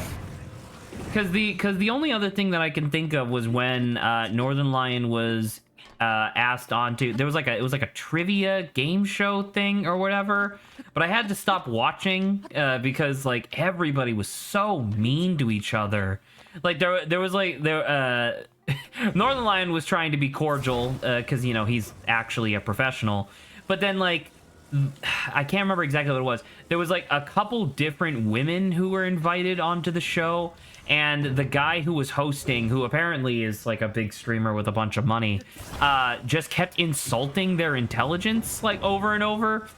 And it was one of those things where like, I don't know, like I guess I'm supposed to find this funny, but at the same time everybody just kind of like awkwardly would go ha. Like Ludwig was there, and I remember that. And so like I'm trying to think of like, is there any other like big productions on Twitch that I can think of? And like that's the only other one I can really say. I mean, I don't know. Have some Grotto Beast cards. See if you I can don't decipher want any them. of the rules. Well, you don't like Sir Greaves? Nope. Or Razzlepost or Beholder? Nope. You don't like any of these guys? Nope. Why not? Sir Greaves has 4 sword, 4 shield, 4 boot, and 3 cloud. They literally mean nothing. Razzlepost is 8 sword! Dude, Razzlepost is so strong! Or that just represents how many times he gets stabbed upon being summoned. Well, anyway, fucking I like how naysayer. Beholder has Hive Mind as an ability. doesn't synergize with anything. It just says that it has hive mind. Well, no, there is another. I think there's one other B type card, which is XB Lotion, which I think self-destructs when you play it. Anyway, here's some screenshots from the archaeology stream. Pull out a pack of cards. Once again, just the idea of like hiring like an actual archaeologist and then an actual geologist to partake in your tomfoolery. I don't know. I hope they had fun that day. Oh yeah, I mean, you got the vibe from the whole thing that they were having a pretty good time. Yeah. Some other streams I can recall Germa doing were the lie detector stream, which was a much smaller affair but still pretty good. I'm assuming that was something where chat asked him a question and he had a lie detector on. Yeah. Okay, that's a good idea. It introduced a character in the Germa lore that then stuck around and was repeatedly represented in other Germa lore media. Oh yeah. Fuck, what was his name? It was like Doctor something. Once again, Germa lore. Oh yeah, Dr. Schmoixen. Okay, good name. He's appeared multiple times in the Germaverse, and also showed up on the Secret Slime stream, aka Germa's Halloween stream, which is another event, by the way. Germa famously also had the circus stream, where he made his own circus that chat would like play circus games at, and they're like clowns and stuff. And he also had the Who Will Replace Me stream, where he had a talent show with a bunch of actors and performers who like signed on to try to like replace Germa. And he chose at the end someone to replace Germa. And the next stream he streamed was appearing to be a normal game stream, but it was fully the winner of the Who Will Replace Me stream, just pretending to be Germa playing a video game. Okay, that's a like that. I give major props to committing there. So yeah, pretty good. Germa has had a good deal of events that were pretty good. So yeah, I think Germa has probably for my money some of the largest like event size to I guess I don't know how to describe Germa event size to streamer events comfortably. I guess I don't know. He goes all out when he does a big event. He has a lot of them. Certainly seems so. I remember he had one that I was really sad got panned and never like saw the light of day, because he had a Christmas stream where the bit was that he would like go and take stream breaks once in a while, leave his webcam on, and then it would cut to like, because he had a decoration of like just a Santa Claus thing in the background next to like a Christmas tree, and every time he took a stream break and like left the camera on and just went out of the room, it would cut to like a clip of the Santa Claus animating and being a real person, going like whoa, whoa, whoa, and like shh, like holding a finger at the chat like ooh, don't tell shh, and like eating a cookie off like a desk or something, and it would sit back down in the pose and it would play the effects and it would turn back to like this obvious Santa Claus mannequin doll, and the German would come back in just like, you know, just so happened to be right on time after Santa Claus had hit himself again. Right, yes. And the stream ended with Germa getting really riled up and being like, Chad, you really pissed me off, Chad. Yeah, I'm so fucking pissed. He takes a 2x4 and just smashes the head off the Santa mannequin. And the chat is horrified, obviously, and they're like, he looks like, what do you mean I killed Santa? Guys, it's a mannequin. What do you mean guys, it's a mannequin. Relax. And he later, like out of character on a podcast, pointed out that he wanted to rent out a courtroom and have a trial for him murdering Santa Claus. Murder of Santa Claus. And chat would be the jury. Oh, okay. That's not. Ah, man. That genuinely, that would have been incredible. Because I was thinking about it, like it would be, because you said, because you were, you know, obviously he committed to the idea of like it's just a mannequin. But I'm thinking about like how funny would it have been if he took the 2x4 and like whacked the mannequin's head, and then like a geyser of blood came out. I was gonna say he mentioned on the podcast that he really wanted to do that, but then found out that it's really hard to rent out a courthouse. Oh, really? Yeah, who would have guessed? But can't you just make a set? I mean, like, you know, I'm not gonna begrudge the guy, you know, even if he doesn't. But you know, couldn't you just, like, he made a set that was an entire house. Like, do you realize how difficult it is to buy a house? I mean, this was like a lot earlier on in his career, so I guess he just didn't have the money or resources. Oh, to he do it just at the didn't have the time. resources to like do that. Yeah. I would love. And, like, I mean, obviously, I think the bit is over by now, but like that'd be a great bit to go back to. I think. I was gonna say it's been years since that happened, so I feel like the iron is cold at this point, unfortunately. That's unfortunate, but I understand. It's a really good concept, though. I wish he was able to do that. The idea of stringing an event stream into a different event stream is really is truly brilliant. Yeah.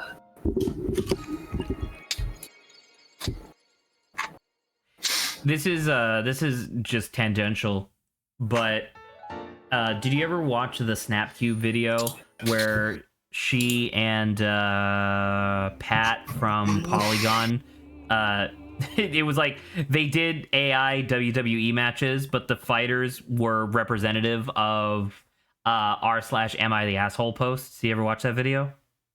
I did not. Holy shit, really?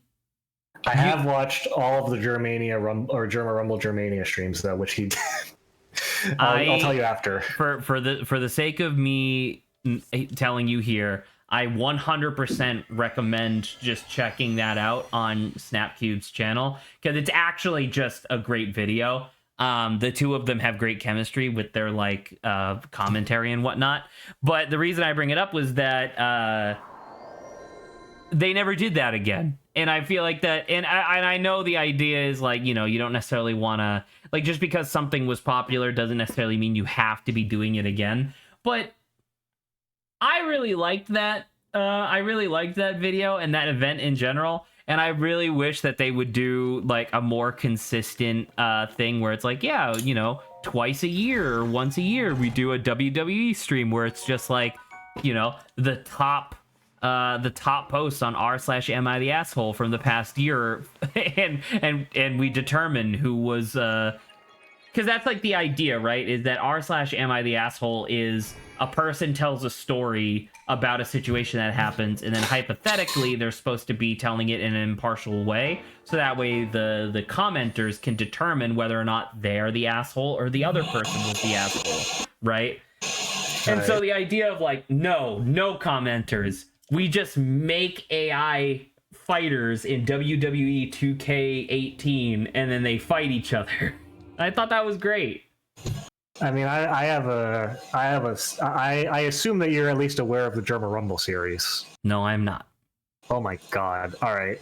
So Germa has had multiple Germa Rumbles where he boots up WWE, makes upwards of like, I would say 20 to like 30 characters of just characters that he makes up completely spontaneously, sometimes inspired by video games loosely. Most of the time just completely random. To the point where when it first started, he did it every year for like a couple of years in a row. They took a hiatus. Then when he started streaming on Twitch, he did them live. And it escalated to the point where, first of all, here's a picture of a bunch of the original. Can I ask you a quick question real quick? I do want you to keep going. Real quick question. Wasn't this originally called Satori Mountain? I think so. Okay, so this for me confirms my theory that this is an alternate timeline thing, just like Age of Calamity. Got it. Sure. Anywho. In any case, he had multiple German Rumble events, and most of them took place in the video game. But then there were a couple. There was one that he spent. I think he said it was like he set aside a bunch of money and then found out he had to dig into his retirement fund to like get the rest of it. Where he estimated it would cost like $8,000, and it cost him like $13,000. Where he rented out a gym and hired a bunch of actors and like production crew to just do a live German Rumble in which like things just about as fantastical as in the WWE events did. By the way, I want to point out some of the characters on that German Rumble page. There's the Schnoz on the left side. That's one of his Sims characters that he added in. There's Cheese Nips on the left and Cheese Its on the right, because he at one point took a very opinionated stance on how Cheese Its were way better than Cheese Nips. I mean, that is correct. Straight up Pac-Man. There's the pencil. I see the pencil. There's Germa in the middle, and then Germa also right behind him, where he had an alter ego at first, where the joke was that he made his self-insert huge and buff and like really, really ripped. And on the first Germa Rumble, and the second Germa Rumble, he made his self-insert spontaneously really, really tiny and scrawny and weak. Okay. There's Bad Boy in the back, touted by Germa as the shittiest character possible. There's VR guy on the right side, whose bit was that he wasn't a wrestler. He was just wearing a VR headset, got lost, wandered into the ring, and started wrestling. That's the premise of his character. Okay. There's Demon Lord Zaraxos, who is straight up just evil and like Satan, essentially. And then here's some clips from the Germa Rumble live event, including characters such as the Magician. I don't remember who that is. I think it's just a drunk guy. And also Demon Lord Zaraxos just incinerating Germa. Oh, it's Red P. Fuck, in bed fail. Dang it. Hang on, let me see if I can find them on Magician Heart. Germa incinerated. Descriptive names, genuinely. Right. Hang on.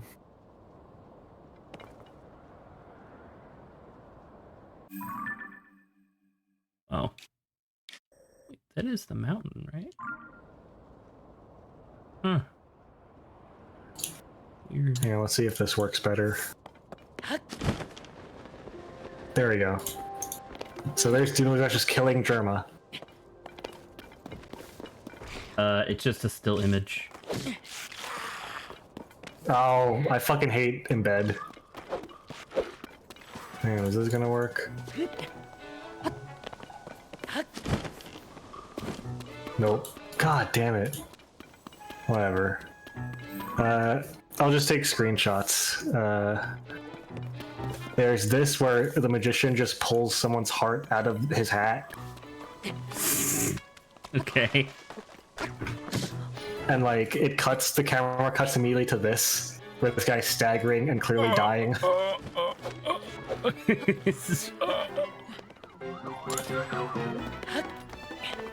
There's some excellent FX work of Demon Lord Zaraxos just casting a spell to kill Germa, who again is in a fat suit and characterized as extremely out of shape. He got slammed into a table seconds earlier than that. But yeah, the Germa Rumble series, if you like SnapQ's WWE series, it sounds like you would probably like this series of videos, or at least some of them, where he just makes characters.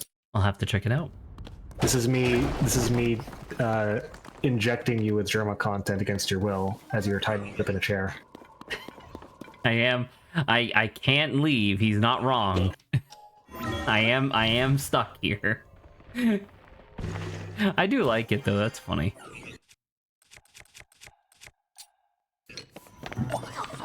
I will say that some of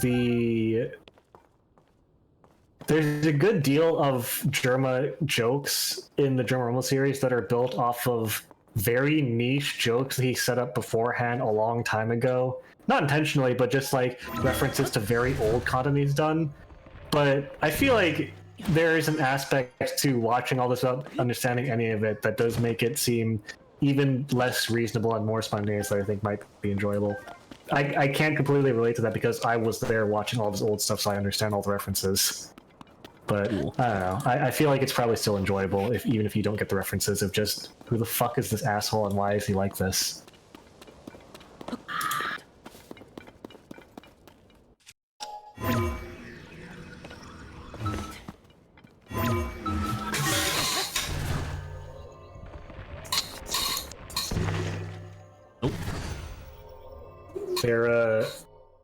There was originally supposed to be an appearance of Otto in the German Alive, Germa's dog, but he quoted that the venue was very hot and far away from his house, so he didn't want to put Otto through those circumstances. Extremely fair. The bit was that Otto, a tiny dachshund dog, like the size of someone's forearm, Yep.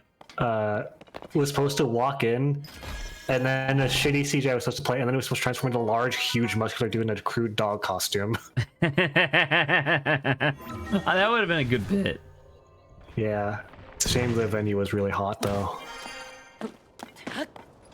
There's a bit where there's a knightly character that comes in, and he like has a sword, just a short sword, and walks over as two people in the ring are fighting while there's just a guy collapsed in one of the corners, kneels over the guy in the corner, and like does a prayer, and then just stabs him and kills him with a short sword, and then starts fighting the other guys.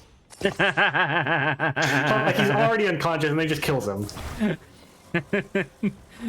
Well, he needs a hero's death, right? The thing is that I guess, do you care about spoilers for the German Rumble? Most likely not. Okay, so the thing is that the way it's set up, right, is that it's like King of the Hill, where first there's two guys, and then every set amount of time a new guy shows up. I'm familiar with how a Royal Rumble works. Yes. Right, just to establish. Yeah. So the first two guys are the Disco Diaper and Jay Buffet. The Disco Diaper, entirely new character, and Jay Buffet, Germa's GTA avatar, who's just a guy who's completely blasted, shit-faced off wine all the time.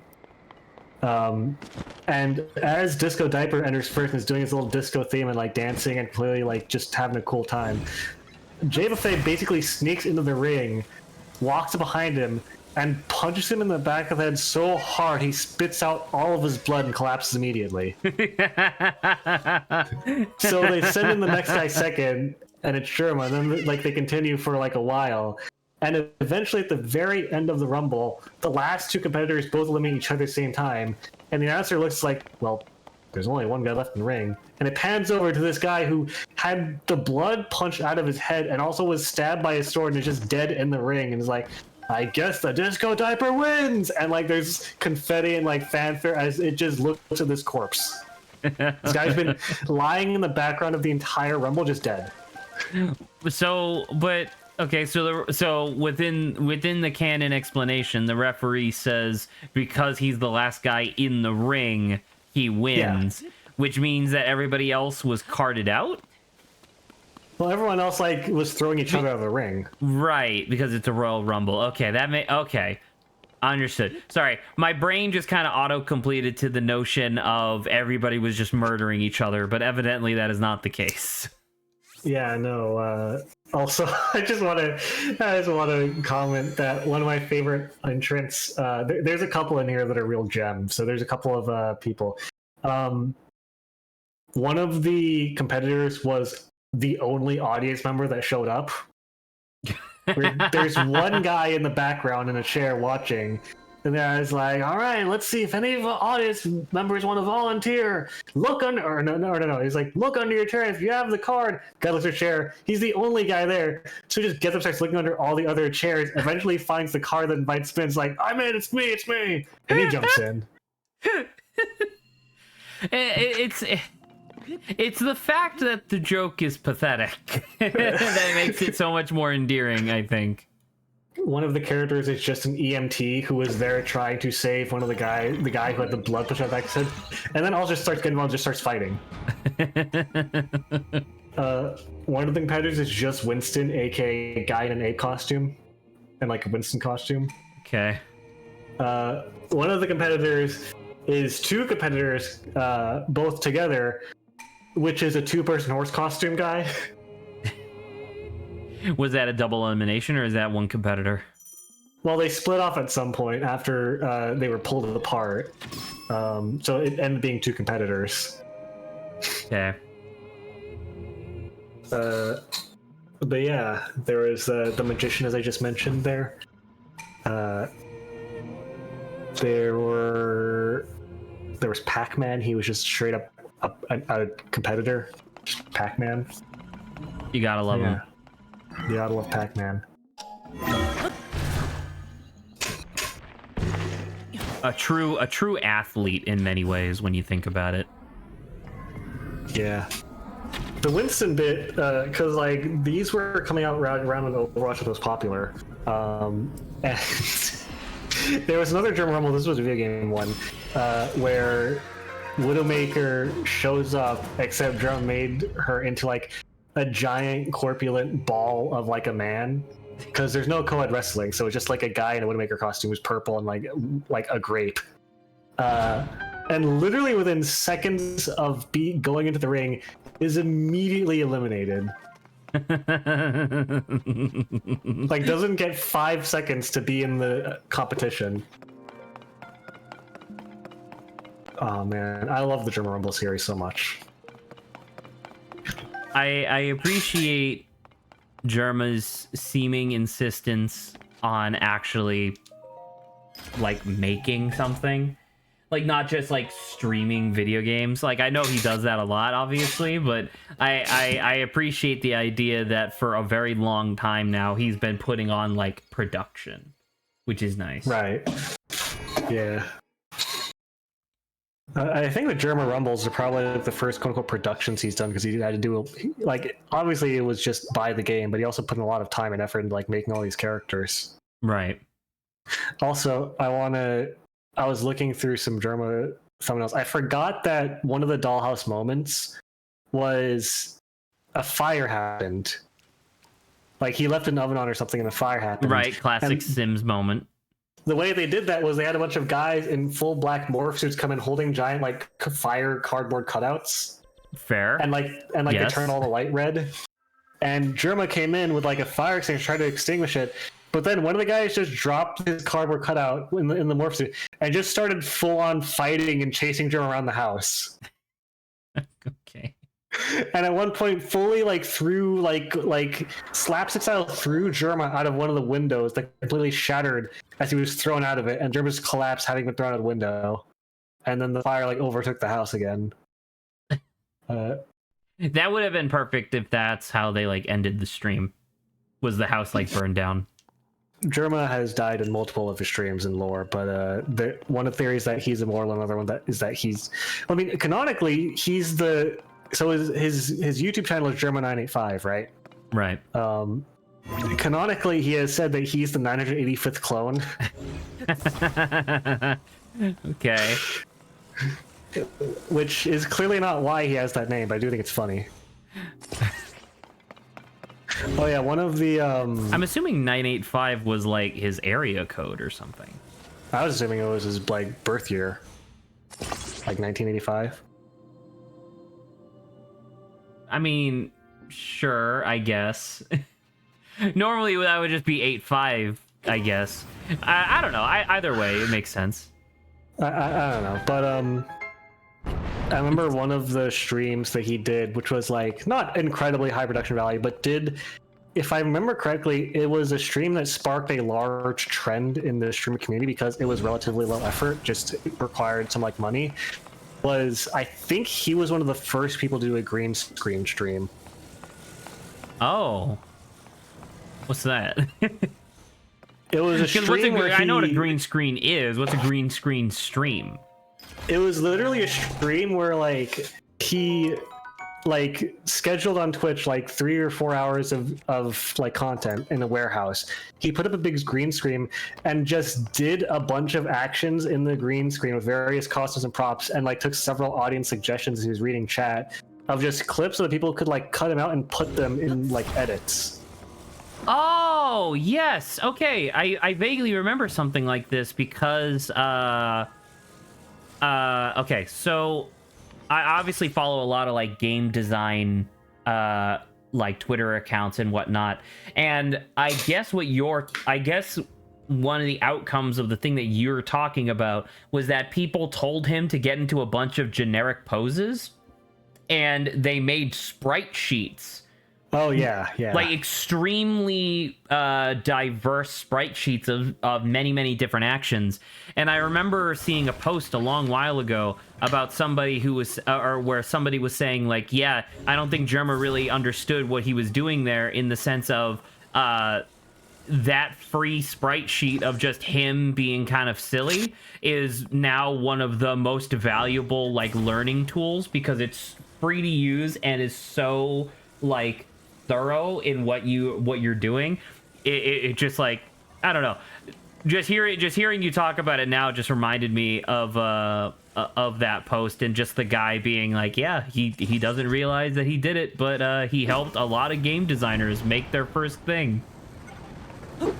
I mean, I was gonna say it was really popular and inspired a lot of other, like, it inspired PewDiePie to copy him. PewDiePie did his own stream, and I think Markiplier and Jacksepticeye did too, where they just did streams of that because it's relatively low effort and it's just requires some investment to like get a warehouse or a big enough room with a green screen. I'm about to say, you can just do it with like, if you have like a spare room in your house that's big enough, even. Yeah, but yeah, he was one of the first people to do that, and it inspired a lot of other people. And it was so popular he did multiple. So I'm confident. I think I might know the one you're talking about, where like he did a bunch of generic like video hosts. I think that might have been the second or third stream he did with green screen. And then, of course, another side effect to that was that he had like green screen movie night, where he would like showcase a bunch of people who made edits of him in varying like memes and whatnot. Hang on, I so desperately want to find it. No, you bricks! Ah! Shattered a wooden log with my mighty weapon. God damn it.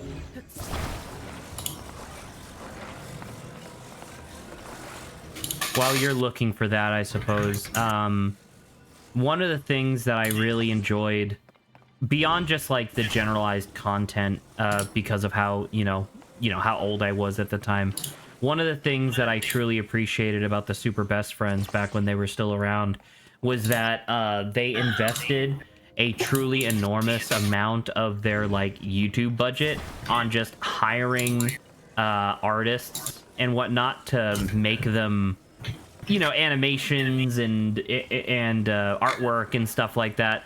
And it was one of those things that I thought was really interesting, because Pat was always saying that he thought it was a stupid investment, but then Wooly and Matt were talking about how like, no, you don't understand, like this is like the artwork that we make now and help to support these artists is going to last way longer than our channel.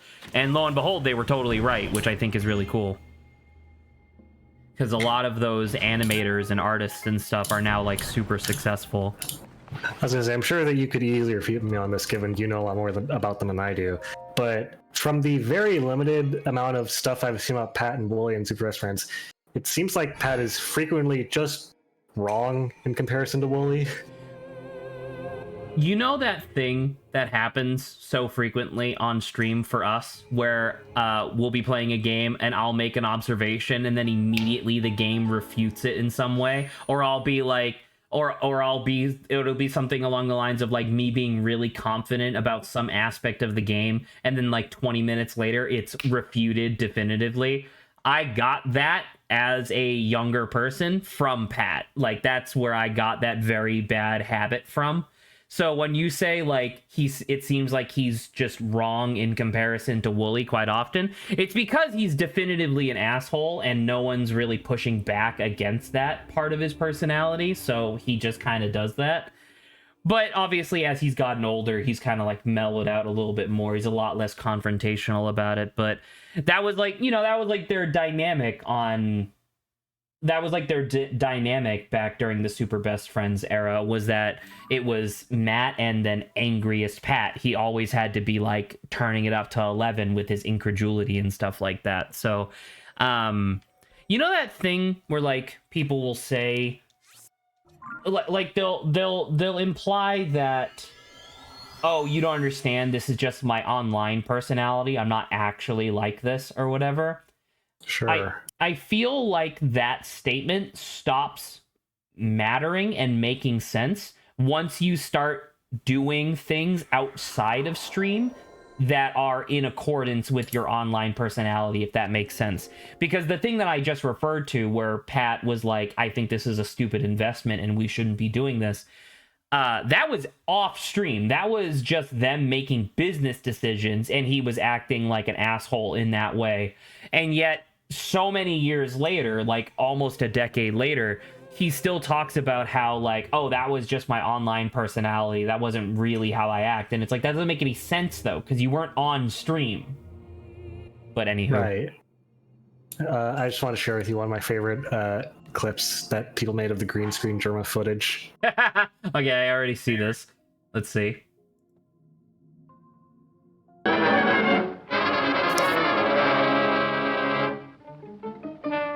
The good edit. Oh! Oh!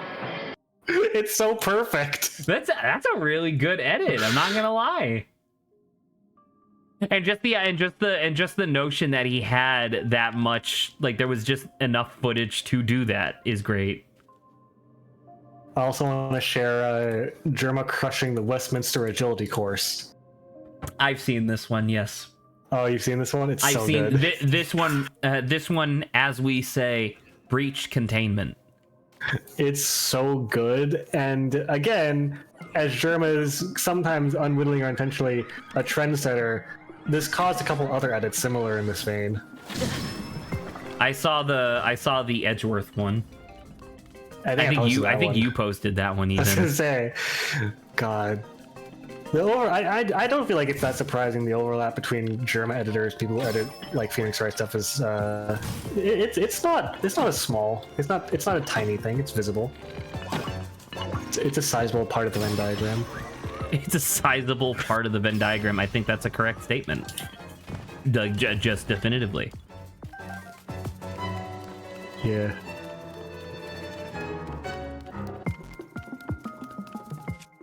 I am getting my ass kicked already.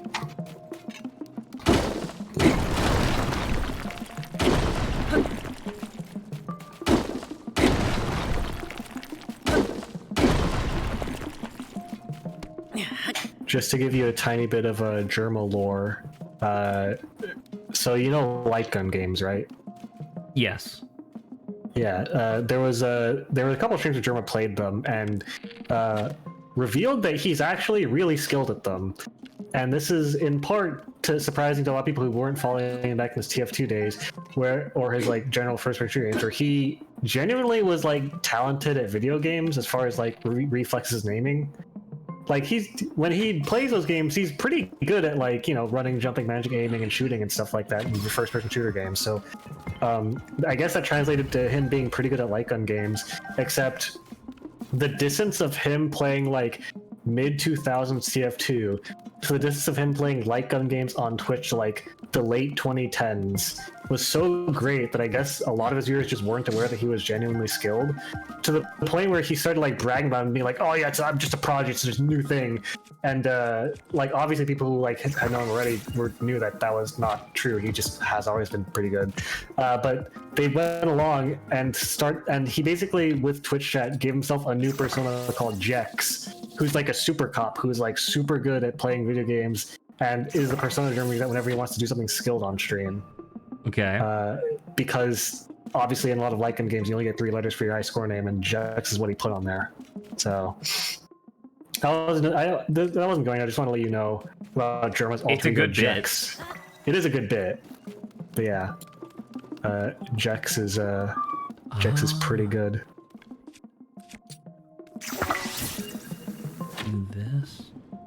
Sorry, I'm just trying to not die. As you can see, I only have 3 hearts. No, you're good. Fuck!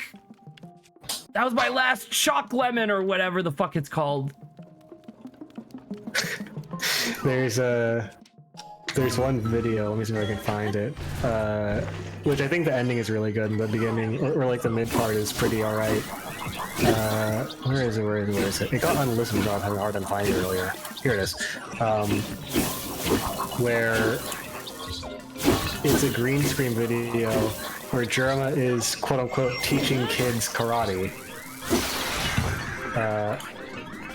And the ending is really good, but it looks like you're busy right now. 4'3", man. Destroy children karate. Another joke is that Germa's short, even though he's the same height as... Well, he is actually shorter than you and I. He's 5'7". So he prefaced the recording of the beginning bit by saying, "All right, when you guys use this, edit it like magic powers for me, all right?" And And you guys edit in magic powers for me when I do this, all right? Just some magic on stream. Just the idea of him doing this in front of a bunch of children.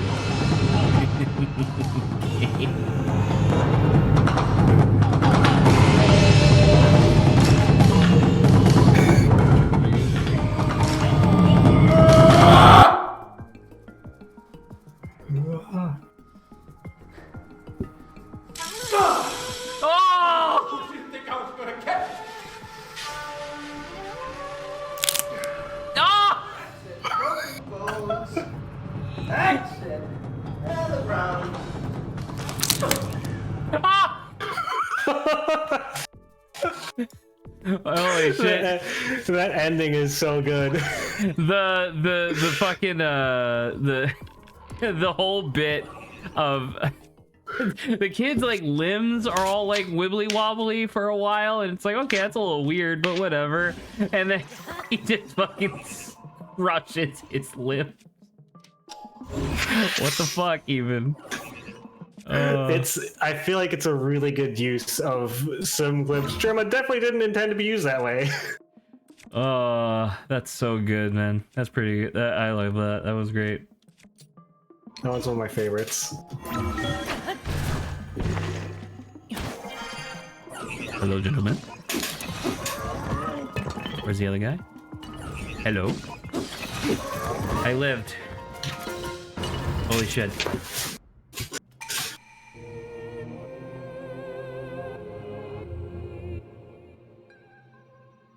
I didn't just survive. I thrived. Ignore my heart. Ignore my hearts. What time are we at? Oh, we still have like an hour left. Damn. Yeah.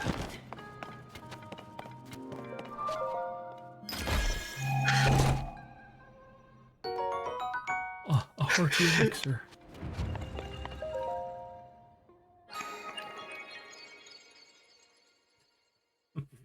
Foot green man destroys children. He's 5'7", which I'm sure you will probably try to concur with me that that's not unheard ofly short. I don't think anything above 5'6" is short. Yeah. Like I don't understand that notion, because it's like short. It's like, I mean, literally under tall is what people use to refer to somebody who's like overweight or whatever. But like, short, like once again, the average height in America is 5'10", but across the world is now 5'9". So it's just like the idea of somebody being within 3 inches of that and that person is short. It's like, listen, motherfucker, you're slouching right now. Like, you can't even tell. Like, sure, you're on paper 5'10" or whatever, but you slouch so hard, you're 5'8". Fuck you. Right. It's like the fucking. You can't even hear the cope in your voice. I'm kidding. Yeah, huh? The what do you calls it? Have you ever been on r/short kings? No, I've not. You obviously know. You're obviously. I don't need to go. Sorry. You obviously familiar with the phrasing of short kings. Right. It's one of those things that's originally. The idea behind the subreddit was that it was supposed to be for like short guys, like, 5'2" to 5'6" or whatever, or less. It was supposed to be a thing where it's like, body positivity and like, it's not a bad thing to be short and yada yada. But then like over time, okay, I'll look at that in a second. But over time, sorry, I gotta see. Proving Grounds. Infiltration? Oh, it's a fucking stealth one. God damn it. Over time, the meta of that subreddit like changed to where it's people who are like essentially the average height of posters like slowly crept up and up and up to the point where I believe like just a couple weeks ago or whatever, like people were posting in r/short kings and it's like on their profile it has their height next to their name and people were like 5'11", 6'1", and they were still posting in r/short kings. And I just love the narrative of just people being like, yeah, you're short if you're anything below like 6'6". You know what I mean? God, that's invasive species right there. It's an invasive species. Sure, yeah. Okay. It said infiltration, so I'm going to assume that these guys are pretty tough. You know, they seem to be like level 1. I don't have a bow, so if I kill this guy, I get one. I will say that Well, shit. Germa's penchant for production is evident back in his when he was still on YouTube, because a lot of his videos would have effort in production and stuff. How dare he?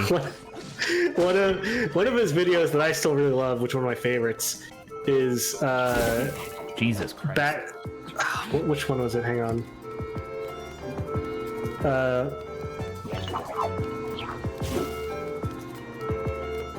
It was which game was coming out? It was one of the Metal Gear games, but it was like a while ago, back in 2015.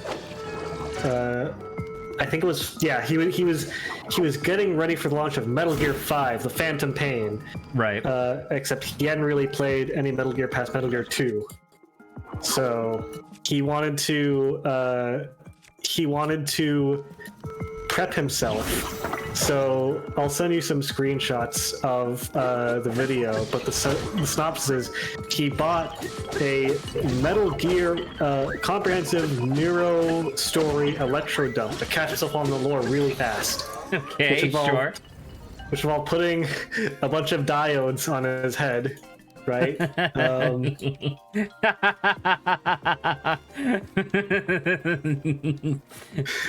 So after he tries it the first time, he wakes up. I don't know if you could tell by the lighting, but it is visibly darker outside. He tries it a second time.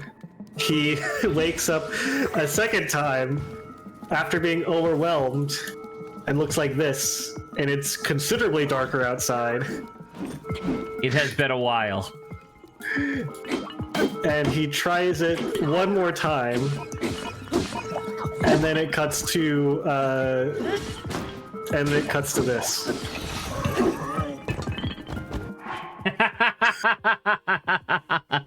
Now, I want to know what the fan base's response was, not necessarily in terms of did they think it was funny, but did they think that he was being injured because the technology that he was using was cockamamie, or because the Metal Gear Solid lore is just that intense that it injures you to learn it? I mean, this was back when the community was just like his YouTube comments, basically, so there wasn't really a unified response, but yeah. One of the details someone pointed out is when he plays it, it's like a pre-made edited montage of random bits from Metal Gear that are I'm presuming the most outlandish, supposed to be absurd, out of context parts of Metal Gear, which there are a lot of, I'm sure you know. Yes, yeah, I'm aware. And the last part of it, every time, is "Get out of my mind, liquid!" And the first time that he wakes up from it, he immediately spits out a mouthful of water. Just Get out of my water. mind, liquid! And he spits up like a baby, yeah. So that's one of the comments pointing that out, is that he spits out liquid when he hears "Get out of my mind, liquid." It's just dehydrated brain. One of the comments here is pretty accurate representation of newcomers being introduced to MGS universe. Yep, there you go. There's one comment that goes in like, I can tell from missing block in the cable and the shape of the USB male end that this is a launch day NSED kit. Do not use original launch day electrodes through USB 3.0 ports, especially not with unpatched on-disk software. Install the software properly, download the latest patches, and use a USB 2.0 port. The original launch day release of the NeuroStory Electro Dump trademark USB electrodes had no software speed limiting, and the unpatched software speed is tied to the speed of USB port. So 12 thumbs up. so if you do this, you will die, essentially. Yeah. I don't know, man. These are good bits. These are bits that I can get behind. A lot of his classic stuff still holds up and is really funny. He did a similar bit in the Germa update video. What does that mean? Let me see if I can find it. What's an again. update video?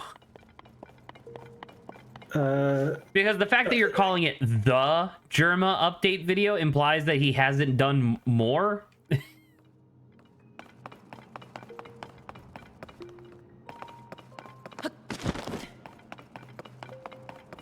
Here, so he uploaded a video where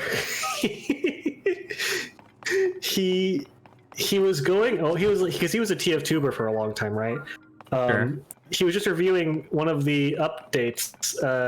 It was the invasion update where like aliens were in TF2, and then like that was the first half of the video where it was like about 3 minutes of that, and then suddenly he was like, all right, you know what?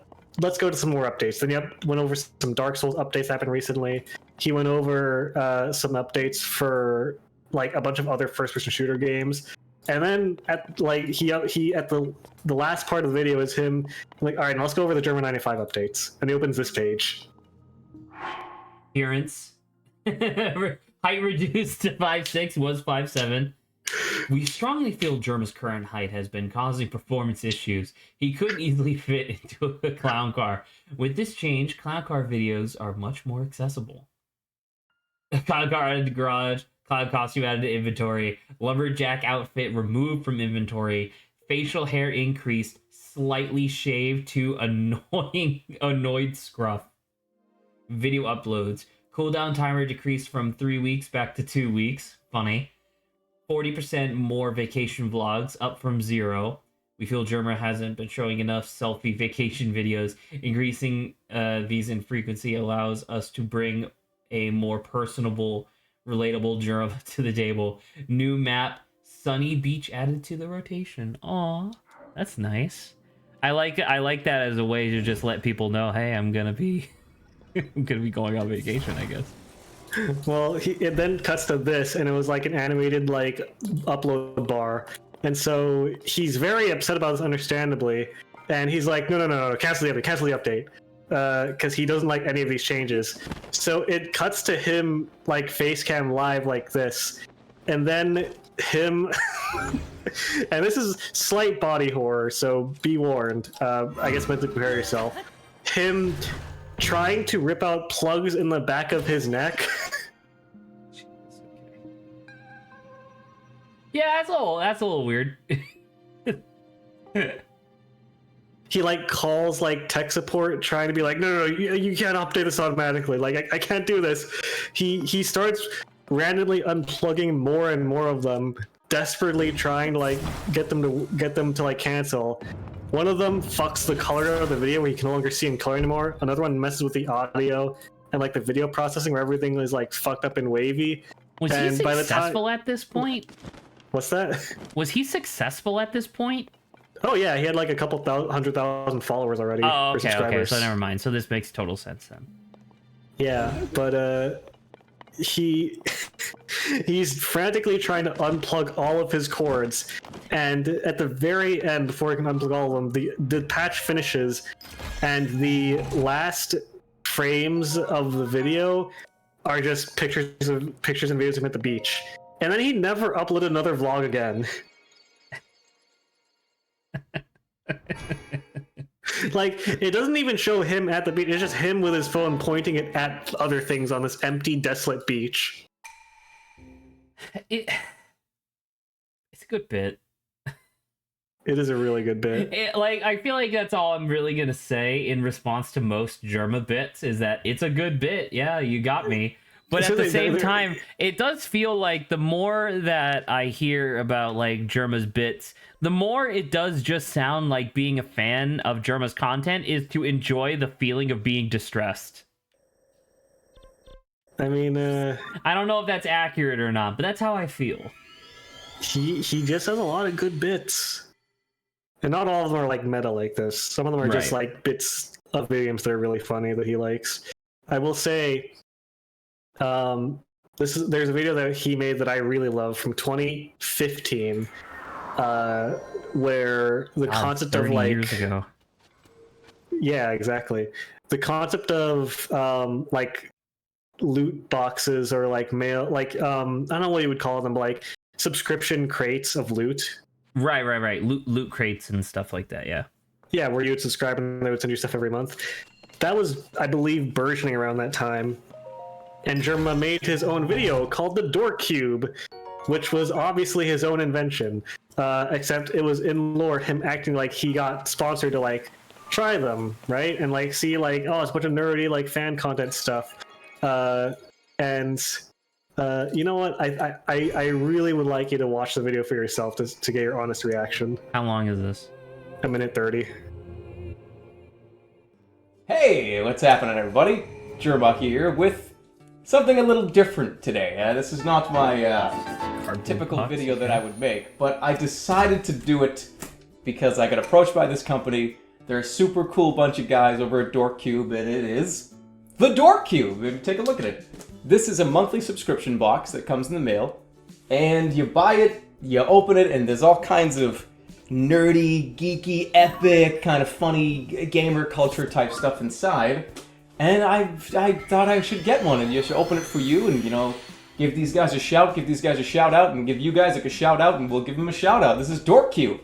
I don't know what's inside of it. I have no idea. They sent it to me, so we're gonna see what's inside. A link will be in the description. If you want 2% He's gonna open it and it's your gonna next fucking order, it's explode or $20. something. So save you a little bit of cash, save you guys, looking out for you guys, you know what I mean? The comically low 2% off. All right, let's make this a little interesting. How about that? Right when the box opens, how about everybody writes hashtag in the comments, loot get, you know what I mean? Like, we got loot, that's what we'll do. So in the comment section below, right when this opens, everybody say, loot get! There's blood in the box! There's blood inside this box! There's blood! The box was blood! The box was just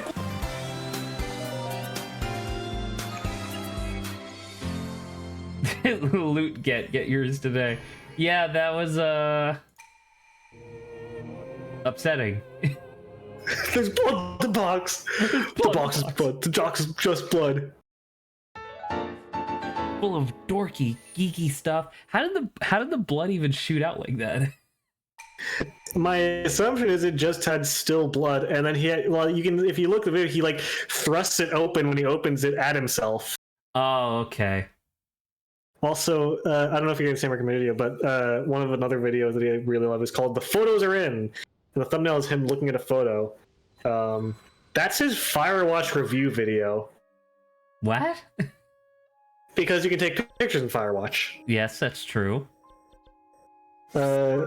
So it's been a while since I watched this video, but if I remember correctly, the meta narrative of it is that he's like, yeah, it's a pretty game, but I actually looked up and found out that, and this was a real thing, I believe, is that you can actually get your photos printed of your gameplay from the game.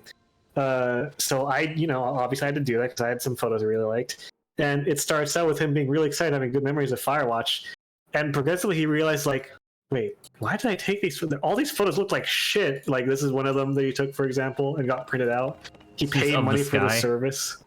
Yeah, there's this very not flattering picture of a bush that he zoomed in on really close. It's very not flattering, yes. That's an extremely accurate way of describing it. There's this randomly composed picture, and then there's a part. Wait, where the fuck is that even? Is that in the? I assume so. I don't know. No, that doesn't make. Wait, but no. Where is that? Because there's no fucking buildings in. I assume that's in the lookout tower. Well, there's only 2 lookout towers that you're in the game, and I don't remember either of them having like a paneled ceiling like that. Anyway, I guess it's not really important, but I was gonna say that's not the important part. The more is the tone shifts halfway in the video, and then he reaches this picture and he's like, "Oh, I remember when I took a selfie in the game too." Funny. Once again, distressing. He completely acts like that's normal, and then he just cuts over like, oh yeah, there's a picture found in an outhouse. It's pretty funny, you know, just laughing about it. And then he there's then at the very end a sequence where he's like, oh yeah, here's this photo of me. I found this tree, and he has dawning realization like, wait, who took this picture? Yes. And then he goes, wait, what the fuck? I...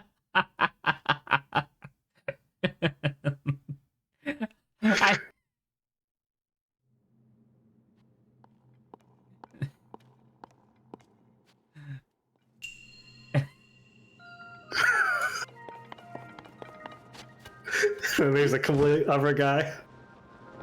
Who the fuck is that? And then it cuts over to this close up on a rock, like a big rock. Sure. And then there's this one. Okay. And then it doesn't show, but his reaction, this is his reaction when he comments like, he's like, no, what the fuck is that? And then he squints closer and he's like, that's a picture of someone's asshole. And then he squints again, he's like, that's my asshole. That's a picture of my asshole. And then the video ends with him throwing all of these in the garbage and like calling out upstairs like, Ma, don't look in the trash. And the video ends. And that was his Firewatch video. It's like 2 minutes of him being like, oh yeah, Firewatch is really good. I actually like the game a lot. I really enjoyed the experience. I found you could print your photos. And then it cuts to the rest of the, like 75% of the video is this bit.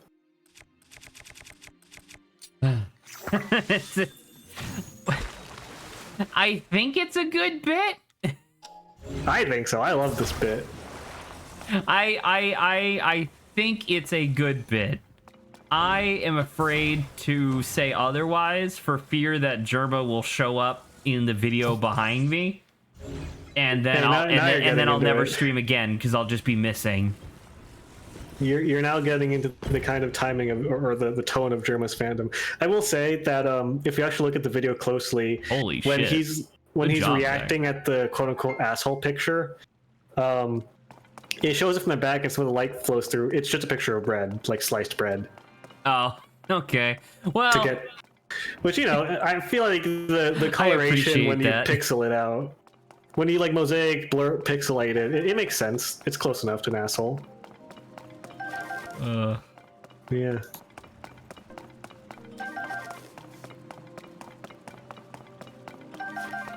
You know, Jerome actually used to do voice acting. Oh yeah? He did voice acting for a couple of indie games. He did voice acting for like a space frog guy and voice acting for like a Greek video game where you play as like an ancient Greek hero. And they were both really small indie games that didn't get very popular. I told Grant about this, and I don't know how much you would care about this. Do you watch any of Jello Apocalypse's content? Yeah, a good deal of it, I would say. Not all of it, Did you though. watch his video on Trapped? Yes, I did. Are you familiar with who Kira Buckland is? I am. Did you notice that? Because I didn't know that apparently one of the first things that Kira Buckland ever did as a voice actor was be the main character of Trapped 2 and 3. Right. I didn't know that, and that fucking blew my mind. So, like, you know, later that day when I told Grant about it, me and him were both going, what the fuck? Kira Buckland, voice of Jolene Cujo is in Trapped? Are you shitting me? There's a voice of Twilight Sparkle and Pony.Mov. Right, but but what I'm getting at is that, like, it's funny to look at somebody who is widely considered to be very successful within the voice acting like sphere, and then look at like where they started. Not in the sense of like she should be ashamed, but more along the lines of like, man, I can't believe how far you went after this. Oh yeah, I mean, she was in Ed's world, so I'm not that surprised at all. Well, because I guess what I mean to say is that it's like, you ever heard that story, which is a little fictitious, but you ever heard that story about the guy who, by the way, how the fuck do I do this? Oh, do you think I can just take metal plates and just put them on the spikes and I'll be fine? I want to see if this works. But you ever heard the story of the guy who took like a paper clip and then by trading it over, like trading up to more desirable stuff, like a thousand times over, he eventually got like a car or something like that? That's the entire genre of video now.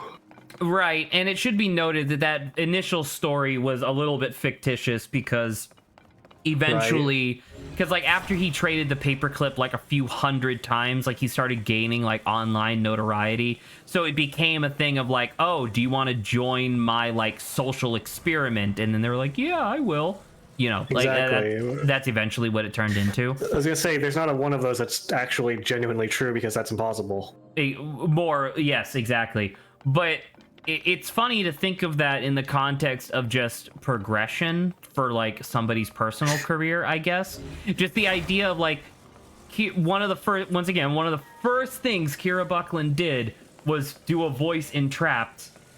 Right. And then over the course of like the next 8 years or whatever, was able to parlay that into her dream job of voicing the only female JoJo protagonist, which is genuinely inspiring. Like, man, that really puts into context the level of like effort that you have to put in order to achieve your dreams. But at the same time, I'm kind of glad I'm not in Trapped because that game is fucking garbage. I will say, just a tangent off the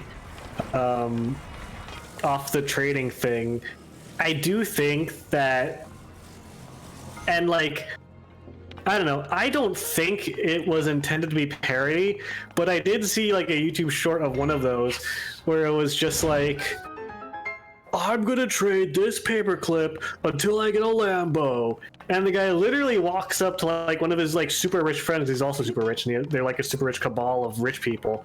And he goes, "What do you give me for this paperclip?" And he goes like, "I'll give you a Lambo." And he's like, "I'll take it." And the video is over. And it's like, come on. I mean, but how many views did that video have?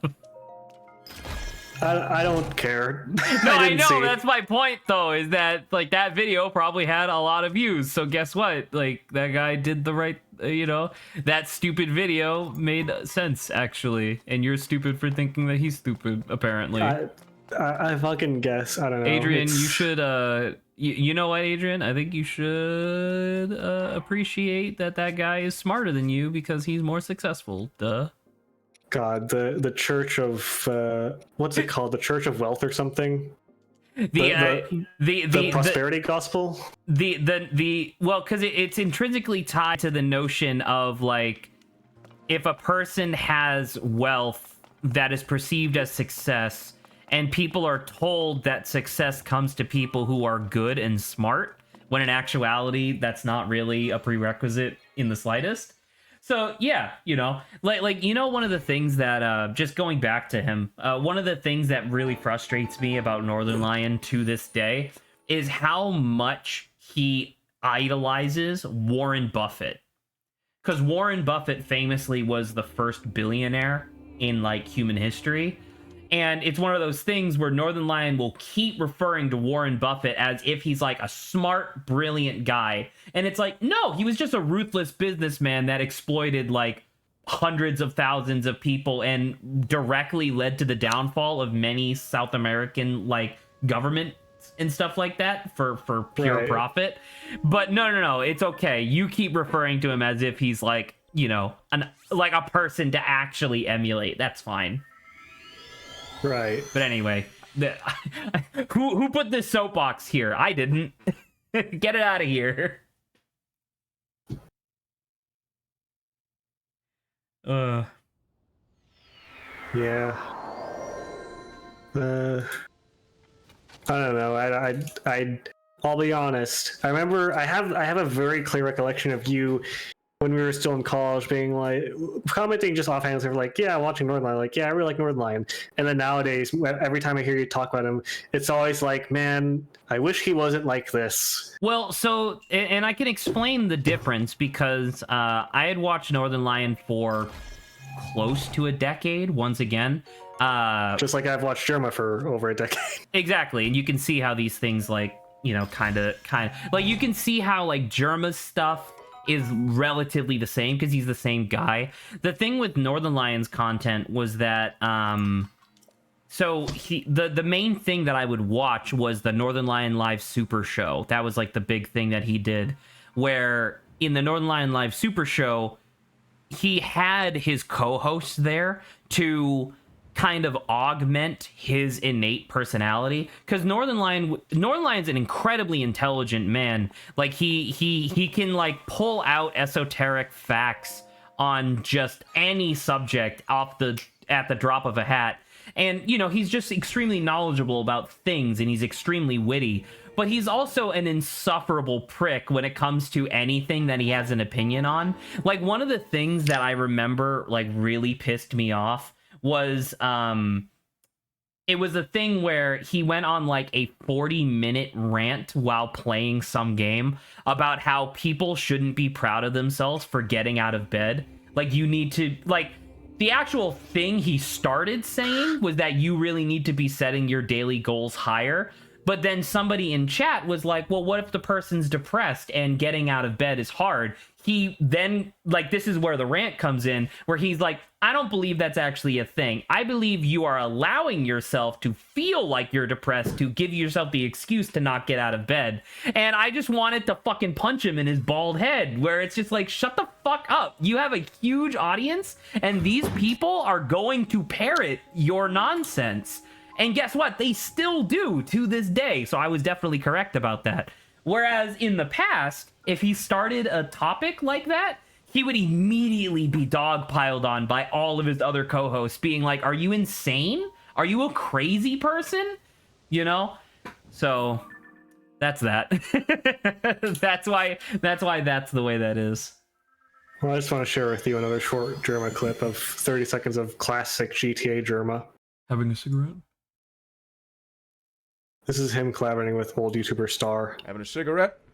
Yeah, sometimes I like to smoke down here. Where'd that come from? The guy just got full mullered by, like, I think that was a motorcycle.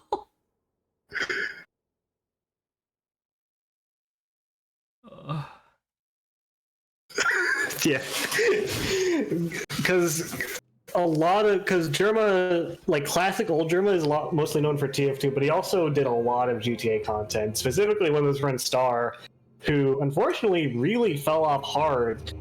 Back in the day when Germa was still gaining popularity, Star was like the popular guy. He was like, as much as Germa was like genuinely pretty good, Star was like competitive level TF2 player, and people liked him for that because he was also really charming. And Star and Germa started collaborating, and people started realizing, hey, Star is good at TF2, but he has kind of a dry wit about his calculated videos, whereas like Germa is like not only good at making videos, but also genuinely just casually funny. Like, Germa has a lot of charisma, like funny without having the need for the game, essentially. Right. So like there was this weird arc of like Star slowly losing interest in YouTube and then just kind of ditching YouTube, and Germa still having a lot of interest over Star's like YouTube death, and then like still being interested in content creation, moving to Twitch, where like Star kind of just disappeared off face Earth for a while until like eventually got to the point where like Germa was independent on his own and like still standing, and Star eventually had to, when Star wanted to get back into content creation, had to like basically kind of ride off Germa a little bit, because at that point the roles had like reversed. It's a little disappointing just in the context of like where things were in the past, but at the same time, like, you know, I get it. Yeah, I mean, if it weren't for Star, Germa would have probably taken a lot longer to get popular. I think he still would have, because he's naturally really funny and has a lot of good ideas about like video creation and whatnot. But yeah, Star as a persona is a lot more cynical and jaded than Germa's is. Which I don't know. Because what's the thing that like people have said in the past where it's like controversy, like negative emotions is like easier to draw attention to, but then positive emotions like makes people stick around longer or something like that. Obviously, I'm butchering whatever quote I'm trying to like trying to evoke here, but it's one of those things where I just think back on all of the YouTubers that I used to watch back when I was in like, you know, high school and stuff like that, where a lot of the people whose whole personality was about like yelling and, you know, being like, I can't fucking believe that this is blah, blah, blah, blah, blah. And now they just like, you know, they moved on. Like they're like accountants or like wage managers. Once again, not saying that that's like, you know, not saying that that's a bad thing, but just saying like, you know, they didn't make it is all. Yeah. Do you ever like, because obviously YouTube and Twitch is like a new industry, so there's a lot of facets about it that people just don't know about yet, or don't know how like the world is going to. Oh, fucking Jesus, damn it! There's a lot of facets to it that people just don't know. Like, how is it going to work in the long run? And one of the things that I really think about is like I think about somebody who like as a like young adult was like a moderately successful YouTuber, but then as their, you know, interests in life diverged, now they're just like an auto salesman. You know what I mean? Like, how do you think that person like copes with that like change in life, I guess? Going from getting the eyes of tens of thousands, or maybe if you're lucky, 100,000 people, to being a normal guy. Yeah, to just being a regular person again. Oh, fuck. What the fuck, game? That's funny. Pretty funny. That was pretty good. I didn't expect that in the slightest. I don't know. I assume it's kind of like being a college athlete and that not panning out. I guess so. I guess I never really thought about that before. Because that's obviously like that's like much more common, right? Because people have been college athletes for literally centuries at this point. I'm afraid. Right. I'm afraid to do this. No. Oh, almost a second time. Because you have to touch the ground in order to dash forward. Dude, I got so scared for a second. I assume it's very similar to that experience. Yeah, I guess so. Because you know, just the notion of it being like, yeah, I was popular. I had people who like actually gave a shit about me and my content, and now I was doing a thing that needed an entirely different skill set back then that I was pretty good at. Exactly. Or like, because one of the things that I hear YouTubers talk about a lot, but I guess just by the nature of the thing I'm about to describe, I haven't really seen any examples of it where like somebody's channel just dies despite them still being interested in it, if that makes sense.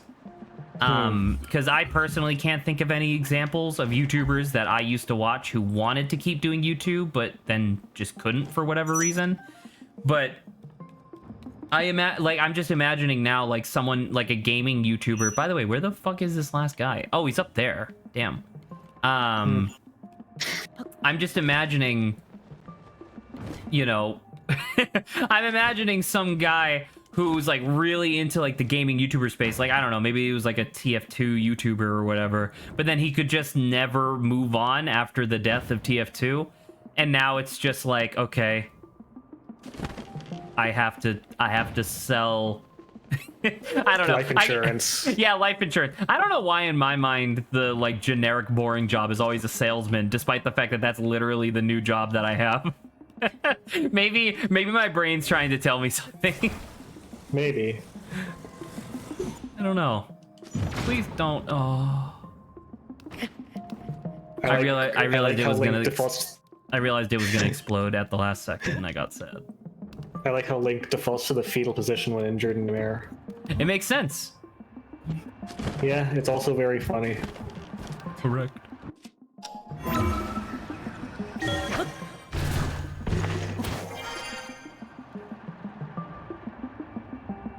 Is there nothing else I can do? Can I not just like... Oh, fuck. Jesus. I really have to get an explosive barrel down there somehow. How am I supposed to do that? Place it gently instead of dropping it like a Neanderthal. I can't place it gently. That's not a thing I can do. I'm sure you can figure it out. Wrong! Wasn't there Okay, a then guy... I'm sure you cannot figure it out. Correct! Wasn't there a guy here who had like rockets next to him or something? Or is that a different shrine? What kind of guy are you are? Adrian? What? I'm asking for help. Do I look like I helpful? Do I look like I helpful? Genuinely, Isn't no. Isn't that a barrel over there or no? That's a barrel over there, but I'm looking for something like this. There we go. We're gonna skip the whole blowing up the bottom part, and we're just gonna shoot up there and hopefully not die. Do you have any health restoration stuff? Why did you do that? Why did you go up? Oh, is it because this thing is just perpetually providing power? Seems like it. I do not believe, because you start with, yeah, they take all your items away, so you cannot restore health while you're in here. Wow, so you can't even heal in here. It's pretty mean. A little mean, yes. A little brutal, if you will. Well, it's a challenge, you know? You're a challenge. Don't say that. That's an Eddsworld-ism that I stole. Who is this Ed, and why does he have a world? Why can't I have a world? Ed Gold was an animator, most active in the 2000s and early 2010s. He was popular on Newgrounds and on YouTube for videos of him and his friends in fantastical situations. And he was just Persian at the height of his popularity when his cancer that appeared and materialized and killed him. Well, And it severely traumatized a lot of his friends who were at very young, impressionable ages. And they tried to continue his legacy, but found themselves at the back end of a struggling to fill its promises Kickstarter.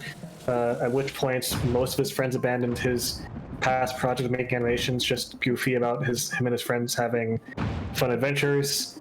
And yeah, I miss him.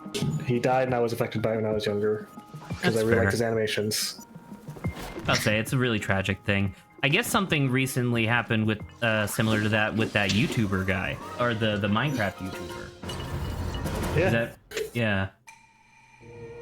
I don't remember his name, but the guy with the pig Minecraft avatar. Yeah. That's a shame. I wasn't invested in him, so I can't say I felt anything about it, but I do sympathize with people who were fans of him.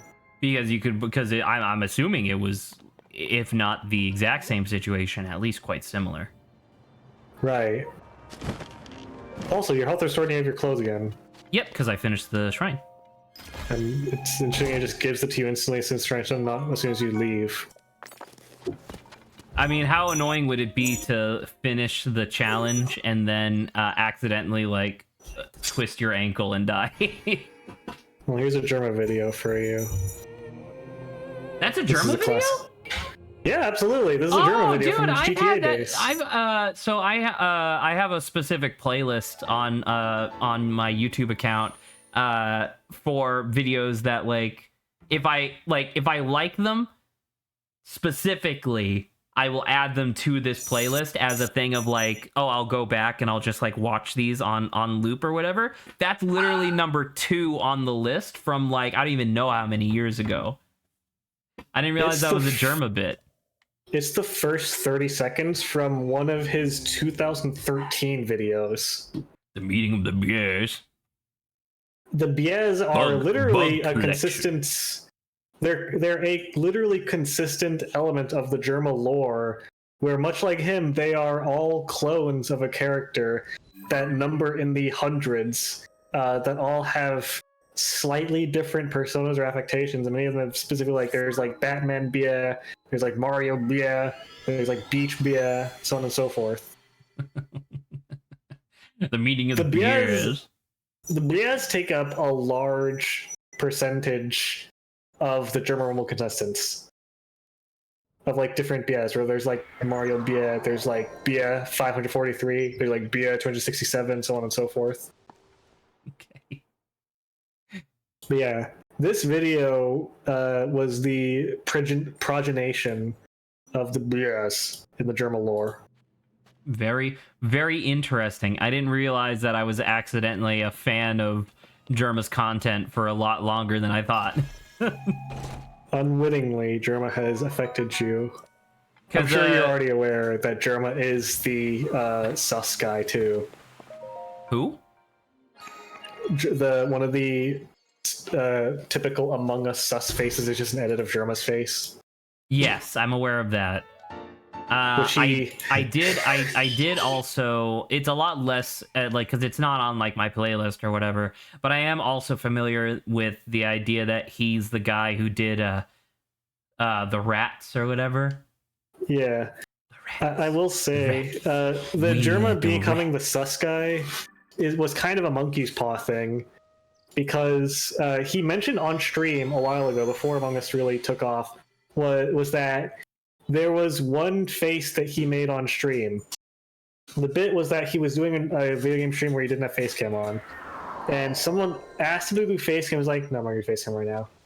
And like 10 minutes later, he flashes face cam on for literally half a second with this face. And acts like nothing happened. And the stream freaks out naturally, and like many people took screenshots and the VODs up and whatever. And he complains, or he's like, yeah, like I you know what, sometimes think about being famous. I wish this wasn't the first Google image result for my name. Because it was. Because whenever you look up German, that was the first thing. Because like genuinely, he can look like a pretty, handsome to average person in the right lighting with the right facial expressions, but just that specific face is not flattering. And then after he said that he was sad about that, a few months later, the first thing that came up when you looked his face up was the Germa sus face. And then he complained about it, where he was like, this isn't better. This isn't much better. I don't like this much more. Where it switched to this. So he monkey pawed himself, and he was like, I don't like this. And now if you look up Germa again, it's now reverted to the original scary face, like the stream flash face. I really hate that image.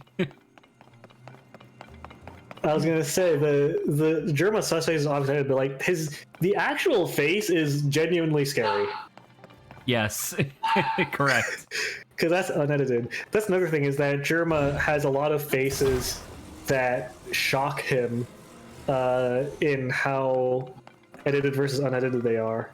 To the point where his own stream has repeatedly gaslit him as to whether or not pictures that screenshots from his own streams are fake or not.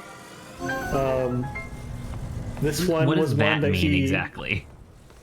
So he was playing a horror game, right? And he got scared and made a face. And chat sent him this and told him that this is what was unedited. And he was so terrified that it actually was his face, because chat has gaslit him so much. Where he was like, someone shot me with a discombobulator ray to make that face. And he thought it was real.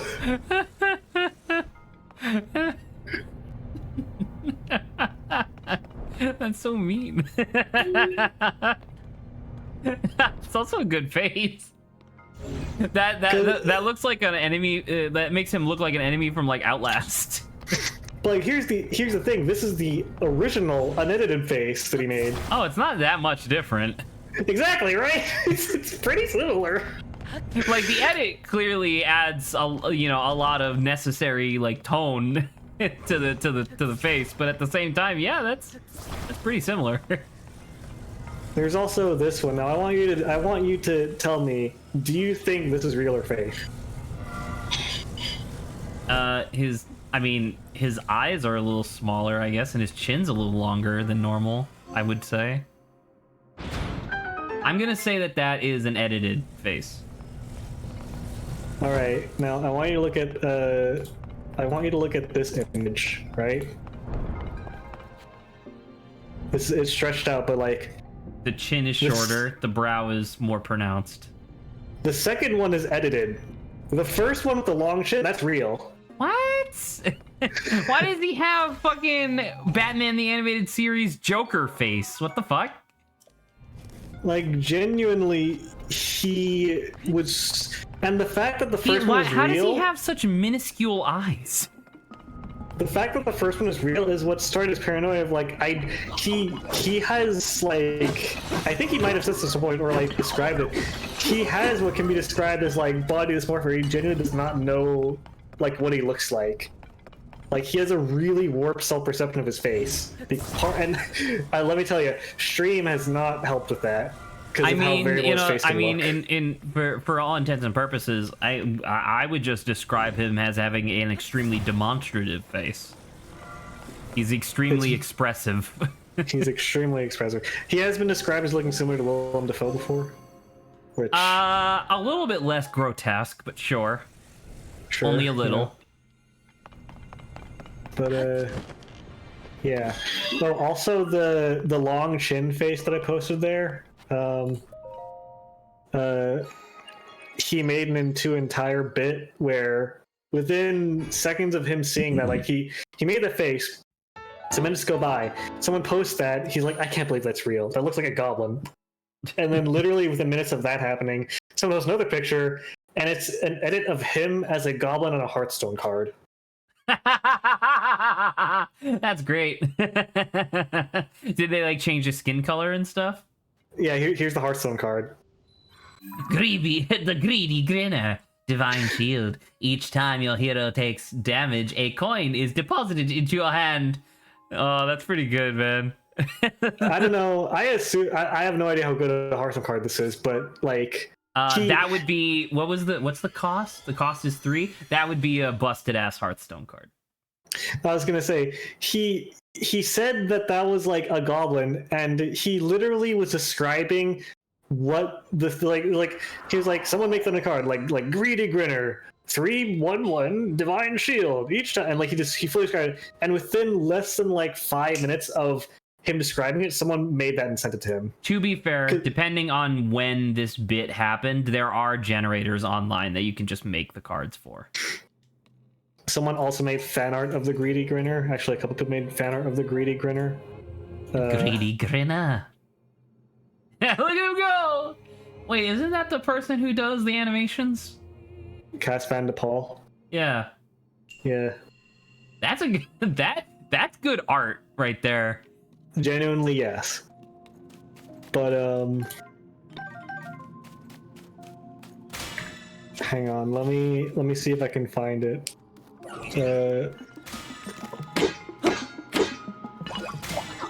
It escalated to a point where he was trying to like set up a stream bit where he fully stopped playing the game he was playing, and then like made stream elements of that card and put it on top of his overlay, and then booted up Hearthstone to try to play that card with a sound effect and him voicing a voice line for it being summoned.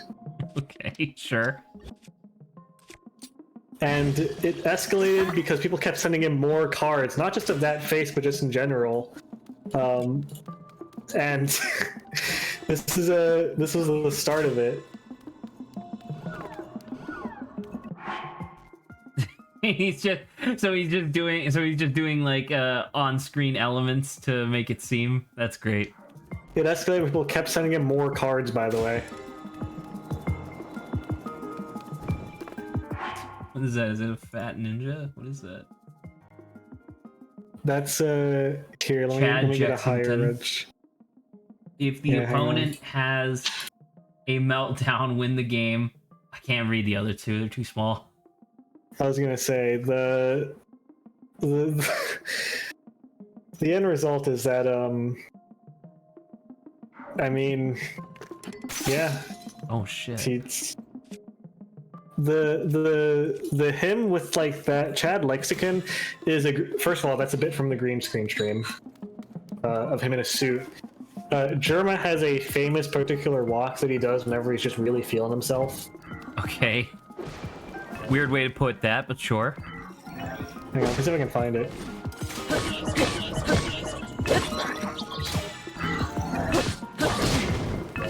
He does this whenever he's really excited and wants to walk across the screen. Give me a second.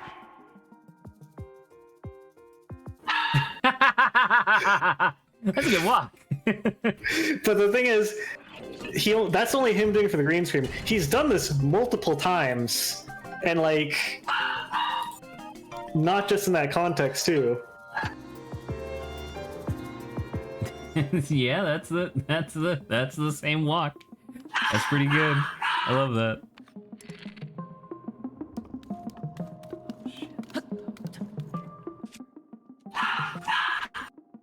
He also has a pose that he does when he's really excited. So he has the walk and the pose are two of his physicalities that he does when he's excited. This one's called the lion, Germa lion. He goes like that. Like a classical lion on like a coat of arms. Sure.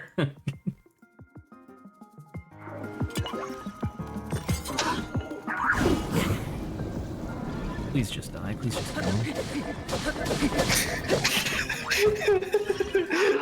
I forgot about Germa's persona. Oh no. Oh, is this the bit where he's like, I think I'd be like a lion, wolf, jaguar Yeah, the king hybrid. of the jungle. Yeah, the king of the jungle. And then his eyes like go cross for like a split second because he clearly realizes that he just fucked up. Well, there's so many elements to this bit where he says, "What do you guys think it would be, chat? A rat, a chicken, And a rat, obviously a rooster." everybody says rat because that's the bit. Yes. Right, and he looks like, "I think I'd be a lion. I think I'd be a wolf-lion hybrid." And He then wouldn't. He answers him. But go on. He then answers himself and says, "Yeah, I think so too." I think And I think one of the things, just to kind of like add on to this a little bit, I think one of the things that, like one of the bits that he did that really made me be like, you know what, this guy's great, was, God, I can't remember the exact phrasing, but he says something along the lines of like, think of all the great people in the world. Picasso, Leonardo, Da Vinci, they are all gone. I remain. And like his delivery and the fact that he refers to Leonardo and Da Vinci as two different people, as if he's referring to the Ninja Turtle and then the guy, it's really good. Leonardo, Da Vinci. Only I remain. That bit is really good. I wanted to, as a last bit, mention for the King of the Jungle bit, is that when he's describing what a wolf-lion hybrid be as far as like social, but still with it, you know, King of the Jungle, he says it twice, as if not to credit him, but to emphasize that he's doubling down on Jungle. I'm about to say, he's like, I have acknowledged that I said the word wrong, but I'm going to double down, and what are you going to do about it? Exactly. Have you seen the Germa Goofy bit? No, what is it? It's really short here. Okay. It's just him playing like a quiz game of like, what character is this?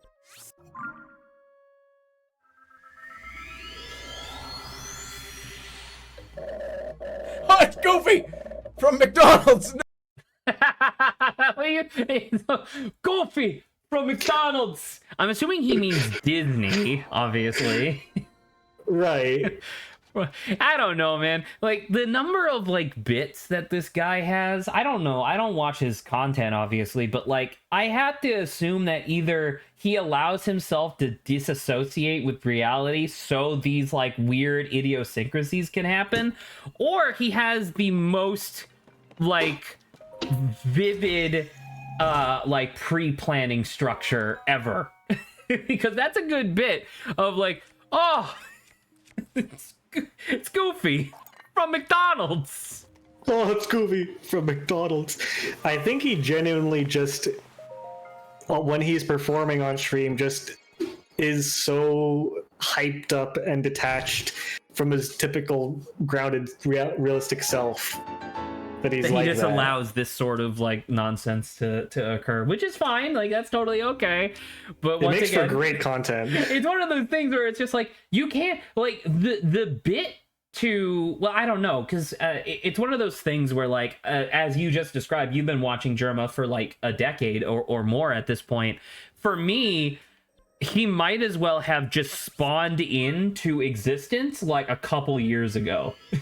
So it's this weird perspective from my end where it's just like I see these like bits and you know you're sending them now over the course of the entire stream, and apparently he has like this long storied history. But from my perspective, it's like the ratio of good bits to time that I've known this guy is too high. I don't like it. He needs to go away. He needs to be less funny for a little while. That's what I'm saying. Like it's too much to the point where I'm like, I don't trust it. I will say that this is obviously done by me liking him and knowing the good bits, and me sending you the highlight reel. He has a lot of videos, and a lot of, you know, he's not always funny on stream because that's impossible. And there's a lot of jokes. There's a lot of jokes in his YouTube videos even that are less like this funny, and we're just like, that's pretty funny or interesting, you know, like smirk worthy, you know. But yeah, I do think he has a lot of really good highlights. Just to give you like a quick update, I have like 2 shrines left, I think. Not for the whole game, but of the stuff that I had found earlier today. So I'm just gonna grab these 2 shrines and then end stream. But in the meantime, I guess but I could. We're overtime. I know we were overtime yesterday. Come on, give me a little bit. Give me. Just let me finish these 2. Just let me finish these 2 shrines. Freaking fucking like, come on, man. Anyway, the what I was gonna say was that I found there was this because obviously the Super Best Friends no longer exist, right? They disbanded. And one of the things that you know, they were essentially one of the few YouTube channels that had enough people and like enough like people doing the editing. Not really that there was much editing, but like they had enough of a workforce to do like 2 videos a week sort of thing. And the videos would be, you know, decently edited and pretty funny and whatnot, especially for the time. And it was one of those things where watching them in the moment, because it's new, the inherent novelty of what they're doing was more or less passable for what I needed. But then going back to like their YouTube channel, it's like, oh, there's, you know, they actually have, you know, there's a lot of episodes where just kind of fuck all happens for a really long time. And that's not exactly good content. So long story short of, oh, they wanted me to use this shield on that. Well, I'm not going to do that. I have a fire wand that I'm going to use instead. Anyway, long story short, found this YouTube channel where it was just a guy going through like old playthroughs and just highlighting the best bits, you know, a compilation as I'm sure you're familiar. And it's one of those things where going back, it's like, man, there's a lot of like really funny bits in here. But then as you watch essentially like once or twice per video, they would argue like a lot, or like they would just wantonly insult each other or whatever, or they would make an off-color joke that in today's modern context is not cool. And in the moment, it's like, oh, that's fine because it was like a passing thing. But after watching like a 5-hour compilation of their like, I don't even know, watching their Beyond Two Souls playthrough, it really highlighted the thing of like, man, these guys were fucking offensive a lot. And it makes me feel a little weird because, you know, obviously I'm not going to say like they're bad people for doing that or whatever. But I didn't realize just how many times, like, you know that like thing that I do sometimes where like I'll make like a misogynistic joke and then it's like, it's a joke, it's fine, it was a joke. I didn't realize I literally got that from Matt from the Super Best Friends. Like, it feels weird to have to like go back to these old compilations and whatnot and realize like, oh yeah, a lot of my current idiosyncrasies are from these guys who were just, you know, doing it for laughs. I mean, I don't know if you could tell, but I have borrowed or gained a lot of my idiosyncrasies from watching Germa content. Famously, one of mine is the I thought you were gonna say X and then unhinged shit. Well, because obviously I'm not as familiar with like Germa content, but the one that I definitely recognized was like you would do bits on you would do bits that were extremely reminiscent of freaking Oni Place. And stuff. That too. Which is totally fair, because once again, especially given the thing that I just said, I'm not going to begrudge anybody for taking influence from a, content creator that they ended up really enjoying.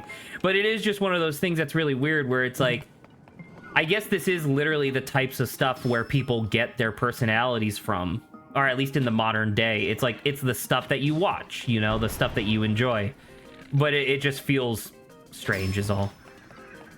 I want to share with you. You may or may not have seen this, but I also want to share with you an auditory Germa clip. I don't know if you're familiar with Germa's teacher noise. Let's see. Germa was a substitute teacher before as one of his jobs, which is shocking to me. Hold on. I need to listen. Then a bunch of kids like, oh, fuck you! Oh, look at that! You just walk in and you just go like. And they'll all go, the fuck? And they'll sit down and be like, and then you have their attention. What? Why? I don't understand. Because he was a substitute teacher before. No, right, but I'm saying like the fact that he came up with that at all is astonishing to me. Holy shit! You gotta make a sound that cuts Ethan, through the noise, that? I guess. I did not. Do it Oh, again. okay, watch the screen for a second. That was fucking cool. All right. Okay. Nothing on my shield right now, right? Uh-huh. Okay. Fucking, all right, that's pretty good. that's awesome. I didn't know. Like, I love the shrines that inadvertently teach you how to do things. That's fucking awesome, man. Yeah. Anywho. All right, one left. Yeah, It's crazy. It's crazy to think of like how many shrines I've done so far, and I am only just I'm either approaching or just over halfway done with shrines. Like there's still so many left to do. Oh, by the way, did you know that Germa owes $1 billion? To who? His Twitch chat. Oh yeah, okay, sure. So this is a long-running bit, starting in 2020 and still continuous to this day, right? He was playing. He was playing Noida, and there was a really. I don't know. Are you familiar with Noida? Are you asking Zach if he's familiar with an extremely popular indie game? Right. I don't know, man. Yeah, I never know. All right. So not to brag, but I do consider myself to be very into the indie scene. So yes, I am familiar with Noida. I even own it. Okay, so he's playing Noida. He has like this magic wand that he's like made or whatever throughout the course of his run, right? Sure, yeah. Out of nowhere, he's just playing the game normally. Out of nowhere, he is filled with insurmountable confidence, and he goes, "Chad, I'm gonna hit this next. I'm gonna nail this next guy I come across. Right? I'm gonna nail this next guy. I'll bet you 500 million community subs. I'll nail this next guy." Okay. He walks up. He gets incredible. All his confidence immediately leads him as soon as his enemy appears. He's like, he like is stuttering, like sweaty all of a sudden, desperately trying to aim his shot. How much and was then it? misses. How much was the bet? 500 million subs, aka $2.5 billion. Okay. So it becomes a bit where he immediately gives 75 community subs, right? A lot less than 500 million. And then the chat is like, still an affable number. Just and saying. the chat's like, "Hey Germa, you still owe us about 500 million subs." And he's like, "All right, put on my debt, put on my tab, Put it on my tab. Put it on my tab." Sure. There is a website that tracks how much Germa has owed through various bargains and bets with his own Twitch chat.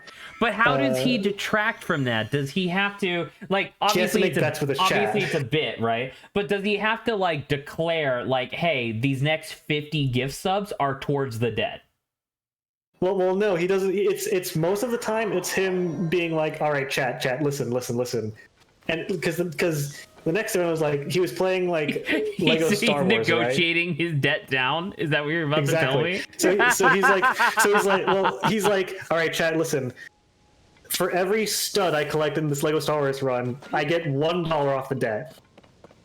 And he does similar bets. One of them was that chat was demanding that he show his dog on stream, and he was like, "Okay, I'll if do I this show in Otto-" exchange for. Yeah, exactly. He's like, "I'll do this for exchange for $100 million," and he did. And believe it or not, $2.5 billion is a lot of money to chip away at, even when you're making up highball random cockamamie numbers. It would be. I know he didn't do this on purpose. That would be an extremely brilliant, like, reverse tactic to teach people that billionaires are inherently evil. Just being like, do you comprehend how much money that is? You said he's been chipping away at this since, like, 2020? Yes. And I'm assuming he hasn't made a dent? Well, to be fair, he has done a lot of things that have worsened his debt. All right, well, he's just a fool then. So you know Deal or No Deal, right? Yeah, of course. He was playing like a video game of it at one point and said, "Chat, all right, listen. So there's the top half and bottom half of the amounts that I could possibly get from this, right?" Yeah. His bet was if he gets within the top 50% of possible outcomes, he wipes the debt clean. If he gets in the bottom 50, he doubles it. Oh, come on, man. Why not just flip a coin? I'm sure you can tell that I'm sure you can imagine his debt went to $5 billion briefly. That's a pretty good. What the summary of this entire extended conversation? It's a good bit. Someone made an entire IO website dedicated to this. Debt.germa.io. All right, I'll check that out in a little bit. But we're done. That's stream. I'm just gonna. Yes. Cap this off with a screenshot from the website real quick. Sure. Hang on. Here. This is the debt over time. Holy shit! Is that the doubling? Yes. Oh my god. He's still at $1.5 billion in debt, but holy shit. Oh, he hasn't done anything for like a while. I was gonna say the last thing was in 2022. The bid is slowly receded in the background. Which is fair. Alright. We're done. Thank you very much, Adrian, for being here. This was a lot of fun. I'm just gonna not stream tomorrow, because it would just be me silently playing Tears of the Kingdom for what you should do 4 instead hours. is watch Derma content. I'm not Catch gonna up on do the that. Derma lore. Adrian, you fool! You absolute ignoramus! Do you realize I just added 16 hours of Two Best Friends play compilations to my watch later? I don't have time to watch Derma. You take the time you were originally going to play for stream, set aside that 4 hours over, and only watch Derma during that time. Sure, I will definitely do that. All right. Good night, Adrian. Hell yeah. Good night.